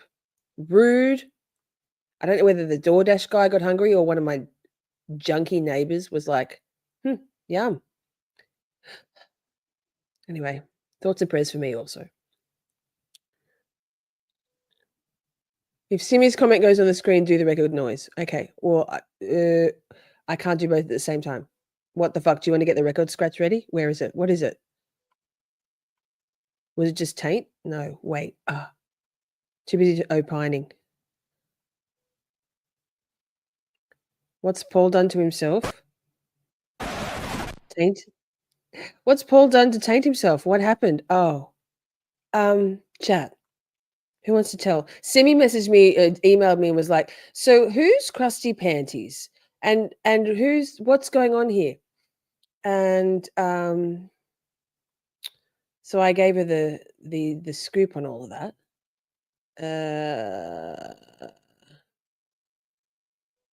Food snatchers. What the crap, sadness. I was so disappointed. I was really the pizza was an extra thing. It was the chicken parm which grabbed me. Thank you. There is another short recess. Hopefully you'll get to walk right through the first section courtroom this time. Oh my God, OnlyFans. All rise, please. Here's close your notebook to follow me. Close your notebooks. Okay, Brennan. Nope. Oh, it has to wait.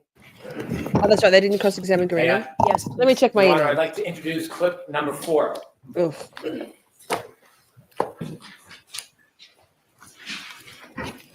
They had pulled into the driveway before me, so I was presuming she saw my cracked ceiling and was thinking, did you hit my son? I could sense from her that she was looking at me very warily. And then when John's nephew came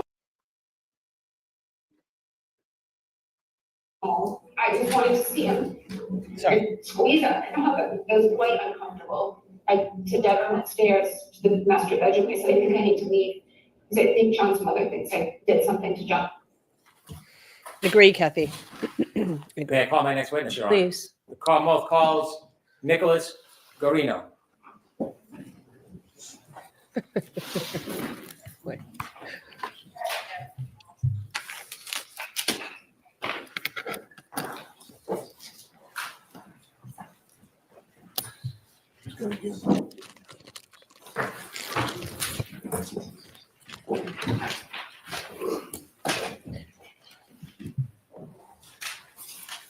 Pool and donuts and sexy time.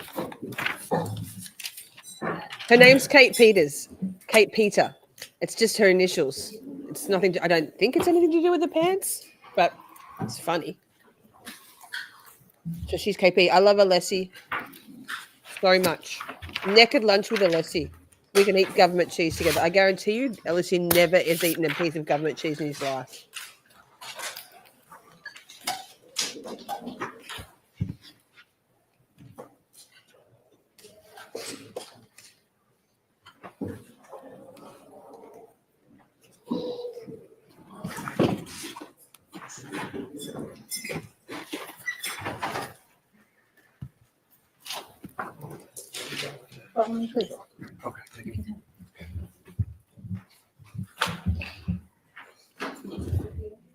It's a bad word.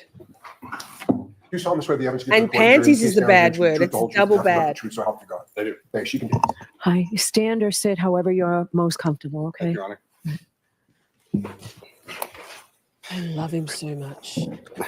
So much. Okay, proceed. Yes. Good afternoon. Good afternoon, sir. Could you please Wait, so Bev's saying the irony that Guarino was he in a car accident or hit by a car at work? Are you okay? Kill me, he says, kill me. introduce yourself to the jury? Yes. My name is Nicholas Garino. Mr. Garino, where do you work? I work at the Massachusetts State Police at the Norfolk District Attorney's Office. How long have you worked for the Massachusetts Nice callback, State Police Michael. for? This is year 10 now. How long have you been assigned to the District Attorney's Office for? Since November of 2019, so 5-ish years, 6 years. I want to go backwards a little bit. Can you tell me a little bit about what you did before you began working for the Massachusetts State Police? Yes, sir. I was a Norwood police officer for almost 11 years. So how long have you been in law enforcement between being a Norwood police officer and a Massachusetts State Police officer? February of We don't this say year started my 20th year in law the defense enforcement. risk, Jody. Did you go to school before you became a law enforcement officer? Yes, I went to Westfield State College, Westfield State Have University you now. voted? Yeah. Did you graduate? Yes, I did. Can you remember what year you graduated in? Yes, it was 2003. Half of you are voting. Did you have a particular degree from Westfield State? Yes, I double majored. I got a major in criminal justice and mass communications. When you began as a police officer with the Norwood Police Department, did you have to go into any type of specific training? Yes, I went to the police academy. And how long is the police academy? 6 months. Generally and briefly, what was taught at the academy? How to conduct investigations, respond to will know. calls. At They did a work. standard field sobriety testing week, physical training, Massachusetts law and criminal procedure. When you began as a Norwood police officer, were you a patrol officer? Yes, I was. And did you remain a I wondered out loud in Just to Serve TV's chat today, earlier, whatever time it was, forever o'clock in my world, whether perhaps he, in his training, he received some sort of obfuscation glasses where he couldn't actually see the data and the texts per Sandra Birchmore. So this is the same trooper who didn't find any of the 37 or 32,000 or so text messages between Matthew Farwell and Sandra Birchmore. So a patrol officer for the? yeah, he's like, oh my 10 or God, I'm going to 11 say, years kill you were me there? now. Kill me. Yes, I was also part-time in the detail office, but What does that mean? handling jobs when we're off. So filling details like road construction, I'm sorry. I'll speed it When up. you left Norwood and began working with the Massachusetts State Police, Even faster. based on your prior training, did you Why have not? to go through further training or were you ready to just begin? No, I had to go to the State Police Academy for 6 months. After you got out of the State Police Academy, were you assigned to a barracks? Yes, I was assigned to the South Boston Barracks for my training. And then once my break-in training was done, I was assigned to the Holden Barracks And in farts. Worcester. At some point during your time, your career with the Massachusetts State Police, did you start to receive any type of training in the specific field? I'm sorry. Did you receive any specialized training at the Massachusetts State Police after the academy? Once I got into the district attorney's office, yes. And can you tell us a little bit about what type of specialized training you received when you were assigned to the Norfolk County District Attorney's Office? Yes. So I was hired by the district attorney's office. I do cell phone and computer forensics, as well as I'm a sexual assault investigator. I had prior sexual assault investigator school done, and I went for digital forensics classes as part of my now daily duties. In order to work with cell phone forensics, did you have any particular background in it at that point? I had taken some classes when I was at Nord PD, but I didn't have any of this. So he leaves the stand. He's subject to recall. Obviously, the Commonwealth is going to call him at some point further on. So unless he doesn't cross him. So I'm going to make the executive decision to skip through because one more witness in time. It's getting late for y'all, and we all have to go to bed. But then 40.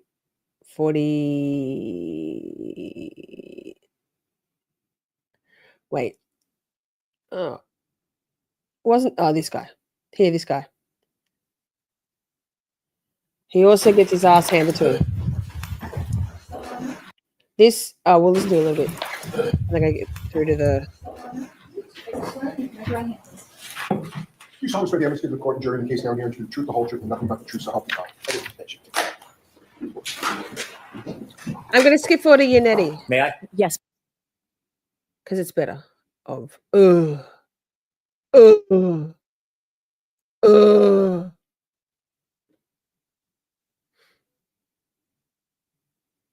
Not destined to be. Yay! Thanks for joining. See you tomorrow night. Free Karen Reed. I don't know why. Okay. That's my. Okay. It's my understanding. And what does chronic mean? Wait. Your part.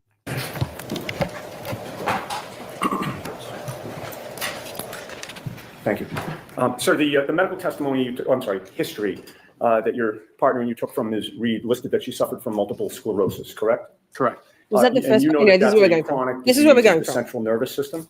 It's my understanding. And what does chronic mean? I believe The mouth any snacking's disease a little lasting bit more than a certain amount of torturous. time. It could be 2 years, 3 years, 4 years. Persists for a long time or Persistent. constantly recurs. Correct. And it's a disease that affects neurological muscle control, correct? That's my understanding. And last question, But it's Yannetti. also a progressive disease, which means it tends to get worse over time. My understanding. All right. Now, when you first interacted with Karen Reed after you got to 34 Fairview and encountered that whole scene, it was clear to you that a major focus for her was whether John O'Keefe was alive or dead, correct? Correct. Bless you. She asked if somebody could survive after having been found I love when in the the attorneys snow say bless you. without a jacket, correct? For many hours, correct. All right. And you mentioned something about hypothermia that you It is much further assumed back. that you may have been Wonder dealing why. with a hypothermia situation from earlier, correct? Well, she said Night, that Micah. he had been out in the snow Thoughts with and no prayers. jacket on for many Sleep hours. well. And you assumed hypothermia was your testimony, correct? Yes. You are not qualified to diagnose hypothermia, are you? I'm not a doctor. Okay. And you don't know if your assumption about hypothermia was correct or incorrect, correct? Is my assumption correct? My question is that as you testify here today, after having dropped off Karen Reed. Pause. Sorry. I just got a DM from what the fuck, and I missed it, but I'll just verbalize it. Peg says that they have a 4-wheel drive, but Kerry had said that they didn't when she testified. Methinks that meddling Kerry wanted to be involved. Methinks that meddling Kerry really wanted to be the ones to drive the B. O'Keefes to the hospital, to the Good Samaritan. And so that's probably why, but another little lie. Interesting. I wonder if the jury picked up on it. I didn't. At the hospital for that section 12. You don't know if the assumption that you made that you were dealing with a hypothermia situation was correct or not. Is that right? Well, they were certainly working on him at the hospital. As a hypothermia Supposedly it was her parents. You don't We've never know heard if your Reese. assumption was correct or not, sir. I guess I don't. And you told her, in fact, that you could not speak to that, correct? I'm sorry, to what? In terms of how long somebody could survive outside, correct? I couldn't speak to his condition is basically what I was trying to say to her. All right. But she still persisted in asking you over and over if he was alive or dead, correct? Correct. She wouldn't let that go. Agreed. Is that fair to say? Correct. And that was despite your not being able to give her an answer, correct? So this is... Again, we were just trying to sort of give her any hope. Right. Okay. So she kept asking it and you were trying to... This is, I believe, the paramedic. Am I right? The paramedic who sectioned her, who took her in for. No, I'm lying. He's a paramedic firefighter. That's all I'm saying, and I didn't even say it. Listen, Lisa, me. Give her hope that he could still be alive. Correct. Correct. All right. Now, today you claim that her demeanor had changed when you mentioned Kerry Roberts. Correct. Correct. It was both her parents. I heard it was the dad. And same. The term that you used to describe her demeanor when you mentioned Kerry Roberts as being part of a support system, what term did you use? I'm sorry. When you just testified on direct examination, did you characterize the way that she reacted when you mentioned She had been crying in her hands, and I said, you know, it looks like you have a very strong support system. And she picked up her head. She had her face in her hands. She picked up her head out of her hands, looked at me, and said, "Do you know Kerry Roberts?" And I said, "As a matter of fact, I do." And she said, "Anybody who knows Kerry Roberts wouldn't say that about her." Okay. And you've previously described that in testimony. Good point, Pope. Last year as her being snarky was the term you used, correct? Correct. But you were first interviewed by the police on February 8th of 2022, correct? If that's what the report says, yes. About 10 days after this? About that. And the events of January 29th were fresh in your mind on February 8th of 2022, correct? As fresh as they are today. Okay, so you do not allow that your memory was better on February 8th of 2022 regarding January 29th of 2022. It wasn't better on February 8th than it is today, is your testimony? I would feel it's just as good. Okay. Your memory does not get better over time, correct? For this case, it seemed to stick out to me. Okay, so are you testifying? When I had my memory refreshed your by memory Hank Brennan. gets better over time? No, but that would be crazy, wouldn't it? Correct. In that February 8th, 2022 interview, you were asked about Kerry Roberts, right? I'm sorry, what day? February 8th of 2022. Okay. You were asked about Kerry Roberts, right? I do not recall if I was or was not. You told the police that you knew Kerry Roberts from your neighborhood, correct? Okay, yes. And you've testified today that she just lived 200 yards away from you, right around the corner, right? About that. And you told police that you had seen Kerry Roberts on scene at 34 Fairview when you got there, correct? Go, Unetti. You also told police that Karen Reed had told you about making statements about her wanting to die, correct? Correct. But on February 8th of 2022, just 10 days after these events, you never mentioned to the police during that interview that Karen was snarky in any way, correct? I don't know if I did or I didn't. I don't know if it would be in their report.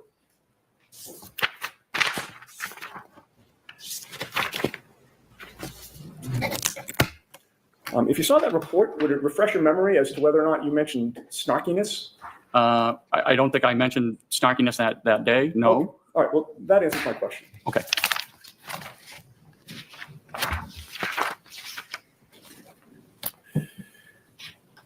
But after that interview, and of course, even after January 29th of 2022, you went back to your neighborhood, the same neighborhood that you lived in with Kerry Roberts, correct? Correct. Do you still live in that neighborhood? I do. Does Kerry Roberts still live there? She does. So you and Kerry Roberts have continued to live in the same neighborhood for years after January 29th, correct? You're pretty cruisy in Fight Club, Lisa, Bluebird. And before you ever encountered Karen Reed that day, you had interacted with Kerry Roberts in the past, correct? Briefly, yes. Well, you were both on the same neighborhood Facebook page, were you not? Yes, that's why I volunteered to bring the fire truck to the Right. block So party. one time she had posted on that neighborhood Facebook page that she wanted to have a fire truck at the neighborhood block party, correct? Correct. And that's when you replied and volunteered that you would bring the fire truck to that block party as she requested, correct? Correct. And you also worked with Kerry Roberts on the Ponkapog Civic Association, did you not? I did not know. She worked on the board prior to my arrival on the board. Right. So you both worked on the same board, but just at different times. Different times, correct. We had, I think you had touched on this earlier, in addition to knowing Kerry Roberts, having been with the Canton Fire Department since 2006, There have been many times when you've worked in conjunction with the police, correct? Correct. And in addition to the 2 police officers that you mentioned having seen at 34 Fairview on January 29th, that being Seraph and Merlaney, you know many other officers at the Canton police station. I do. And as you say, Canton's a small town, correct? Relatively. People know each other, correct? Correct. You also knew former state trooper Michael Proctor before you arrived at 34 Fairview, correct? I did. Michael Proctor actually was 2 years ahead of you in school, was he not? He was. And you learned at some point that your school classmate, Michael Proctor, was the lead investigator into the death of John O'Keefe, this case, correct? Yes. And in fact, when you spoke to the police in February of 2022, Michael Proctor was one of the troopers to interview you, correct? Correct. You did not go to school I'm with going to end Karen the Reed, poll, right? by the way. No, not to my knowledge. You didn't help voted? coordinate neighborhood block Possible parties until Jen with Karen takes the Reed, stand. right? Nope. You were not in a civic association that Karen Reed belonged to at any point, correct? Nope. She was a stranger to you on January 29th, 2022, correct? She was a patient of mine, yes. Well, as far as you knew, she was an outsider to Canton, correct? I did not know that. You didn't live in the same neighborhood with her? I'm not sure if we did or did not. You had no personal contact with her either before or after January 29th of 2022, correct? No. All right. Now, as a result of your having We gone just to call the scene, whole Discord there's Fight a Club. patient care record nickname. that is generated, correct? Correct. And on this issue of the snarkiness and the demonstration that you just did, there's a contemporaneous report of your team's observations from January 29th, right? Are you referring to my partner's run report? Yeah, the patient care report. Yes. All right. And that patient care report is dated January 29th of 2022 and is timed at 9:03 and 34 seconds a.m. Does that sound right? Sounds about right. All right. And that 9:03:34, from your knowledge of how patient care reports are generated, would that be the time that you arrived on scene or the time that the report is written? I mean, I would have to see what time, the exact time you're referring to, but it could be the time the call is closed, or it could be the time you finish the report. There could be multiple reports. I'm not exactly positive which report you're Do it, talking about. Candy. You'll love In any it. case, it was It's from that just morning, all of us correct? in there being idiots together. Well, Weirdos. I assume so. I mean, there was only one morning that you went to 34 Fairview. Well, no, but there could be two reports. So the engine has to write a report and the ambulance has to write a report. But they're both about that morning, correct? So worth it, Candy. Now, there are boxes to fill out on the patient care record, correct? Correct. One of the boxes is primary impression. Yes. What does primary impression mean? That is just what we believe the patient's not complaint is, but what we believe the patient is suffering from. Okay. And that is listed on the patient care record for Karen Reed as a behavioral / psychiatric episode, correct? Yeah. So that's a box we check for just about any Section 12. Sure. And of course, that mentions nothing about snarkiness, correct? No, that is my partner's report. Okay. There's also a box for secondary impression, correct? Correct. What is secondary impression? That might be like just a secondary complaint. Most of the time, a lot of the times, patients don't have a secondary complaint. Okay, but in this case, it's listed as anxiety / emotional upset, correct? Yes. All right. And again, that mentions nothing about snarkiness, correct? That's my partner's report, yes. There's also a box for signs and symptoms, right? There is. And nowhere in the signs and symptoms box is snarkiness mentioned, correct? No, I don't think that would be medically appropriate. And then in the patient care record, it's recorded that Karen was found sitting in the front passenger seat of a friend's car, crying and visibly upset, but cooperative, right? If that's my partner's words, yes. All right. And that Right, those Akasha? words, Rude. actually nowhere in the patient care record is it listed that she was snarky in any way, correct? Again, that would not be something we would put into a patient care report. And you did not put it in, correct? It was my partner's report, and no, we did not put it in. Okay. And once Ms. Reed agreed to go with you in the ambulance, it's fair to say she was still upset and crying, correct? At times. If I may have a moment. Sure.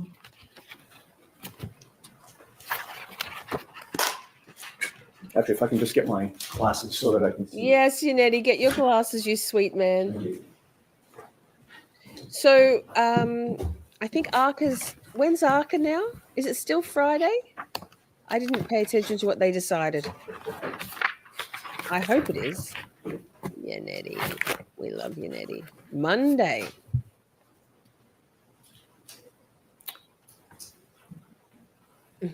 Okay. You had just testified that you said at times she was upset and crying when she got in the ambulance, correct? Correct. Excellent. You testified Excellent. on April 21st of 2022 before the grand jury, did you not? I did. And that was 3 months after the events that you're testifying about today? Roughly. And your memory back then was fresh, was it not? Yes. And On you were asked Monday? the question, once she was in the back of the ambulance and she agreed voluntarily to go to the hospital, did she appear to calm down at that point? Do you remember that question? I do. And your answer was, I mean, she wasn't arguing against us at that point. I mean, once she, agreed to come with us voluntarily, I mean, she was still upset, crying, and talking on the phone. Do you remember that answer? I do. All right. You didn't mention in that answer that it was only at times that she was crying and upset, correct? No. Okay. The whole time, Soothing sleep. from beginning to end, Let me soothe you. Ms. off Reed to was sleep. constantly worried about John, was she not? Yeah. Sustained. You recall that she was on the phone at one point speaking to someone that she called Papa, correct? Correct. Did you later learn that Papa was John O'Keefe Sr.? I am just learning that just now. And in any case, you heard her say to Papa, is he dead? He's dead, isn't he? Sustained. You could hear on the other end of the line that Papa was saying something to her, correct? Very pink now. May I approach? The witness or me? Sidebar. Okay. Sidebar. Here we go. Michael says Dr. Wolf could not make it to court on Friday, so they moved it to Monday. Perfect. Thank you for the info. Let me scoot through this. I don't know why Estie's there every day.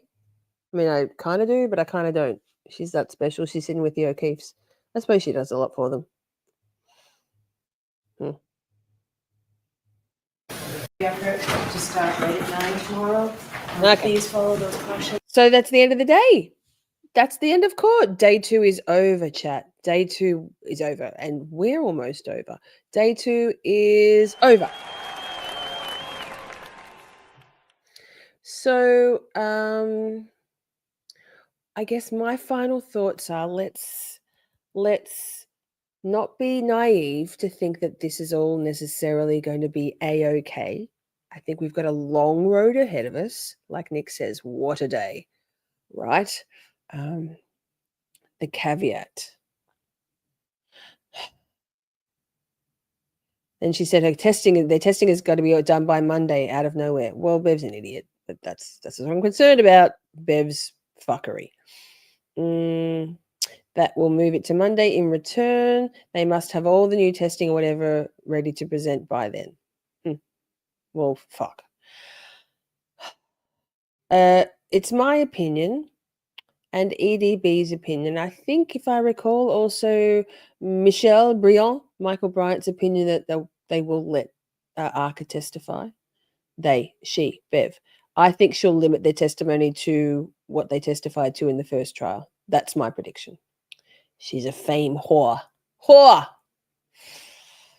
Thank you so much for being here, chat. I love you all very much. I hope you liked putting the news clips in as well. It feels like a last night felt hard for me, rough. It felt boring for you. I don't know if it did felt that way for you guys, but I think I was just extra tired. I'm not sure. Anyway, here we are. I did have more news clips pulled up, but I'll pull up some more relevant ones from tomorrow for tomorrow night. And we'll do that again. Thank you for being here in fishnets. Bev's a whore in fishnets. It's a long road out of hell. Yes, so we need to keep ourselves in check a little bit, not let our concerns, our grave concerns, run away from us, because that's not productive or healthy. This whole thing is rough. Thank you, Pammy. I'm glad you found us. I think she will give Rachel the medical testimony. Yes. I think she just wants Hank to get what he wants, what he can from them. Yes, yes, yes. So request to go out with not Chatty's Bay. That feels sacrilegious to me. I can play. I think Chatty's Bay's too iconic to not, Steph. You know where to find Free Karen Reid. I'll play Free Karen Reid tomorrow as the opener. How about that? Because I love you all very much, but I also love Chatty's Bay. Silky smooth. Yes.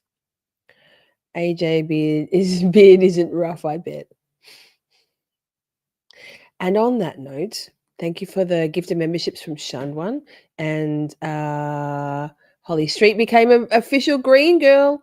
And wait, just hold, pause, walk and talk chat. Once you press end, I can't change the background, and that distresses me no end. But also, wait, also we're going to do this instead.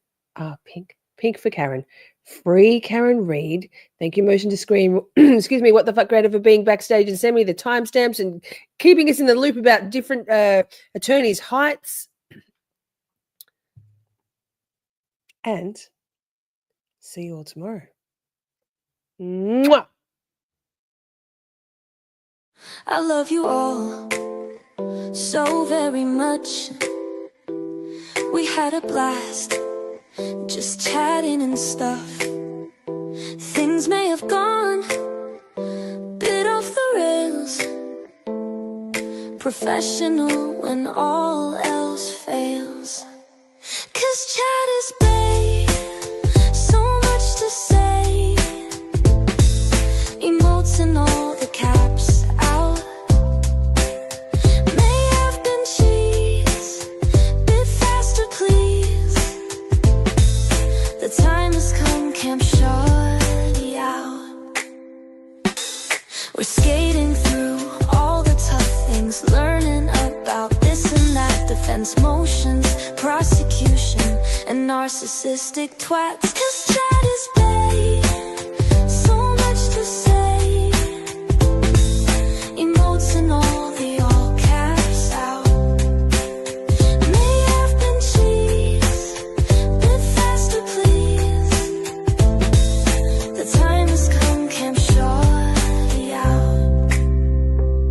Community, just you and me. Occasionally, Buster and Poppy. It's a whole thing, Miss Shorty swing. Together we make each other happy. 'Cause chat is babe.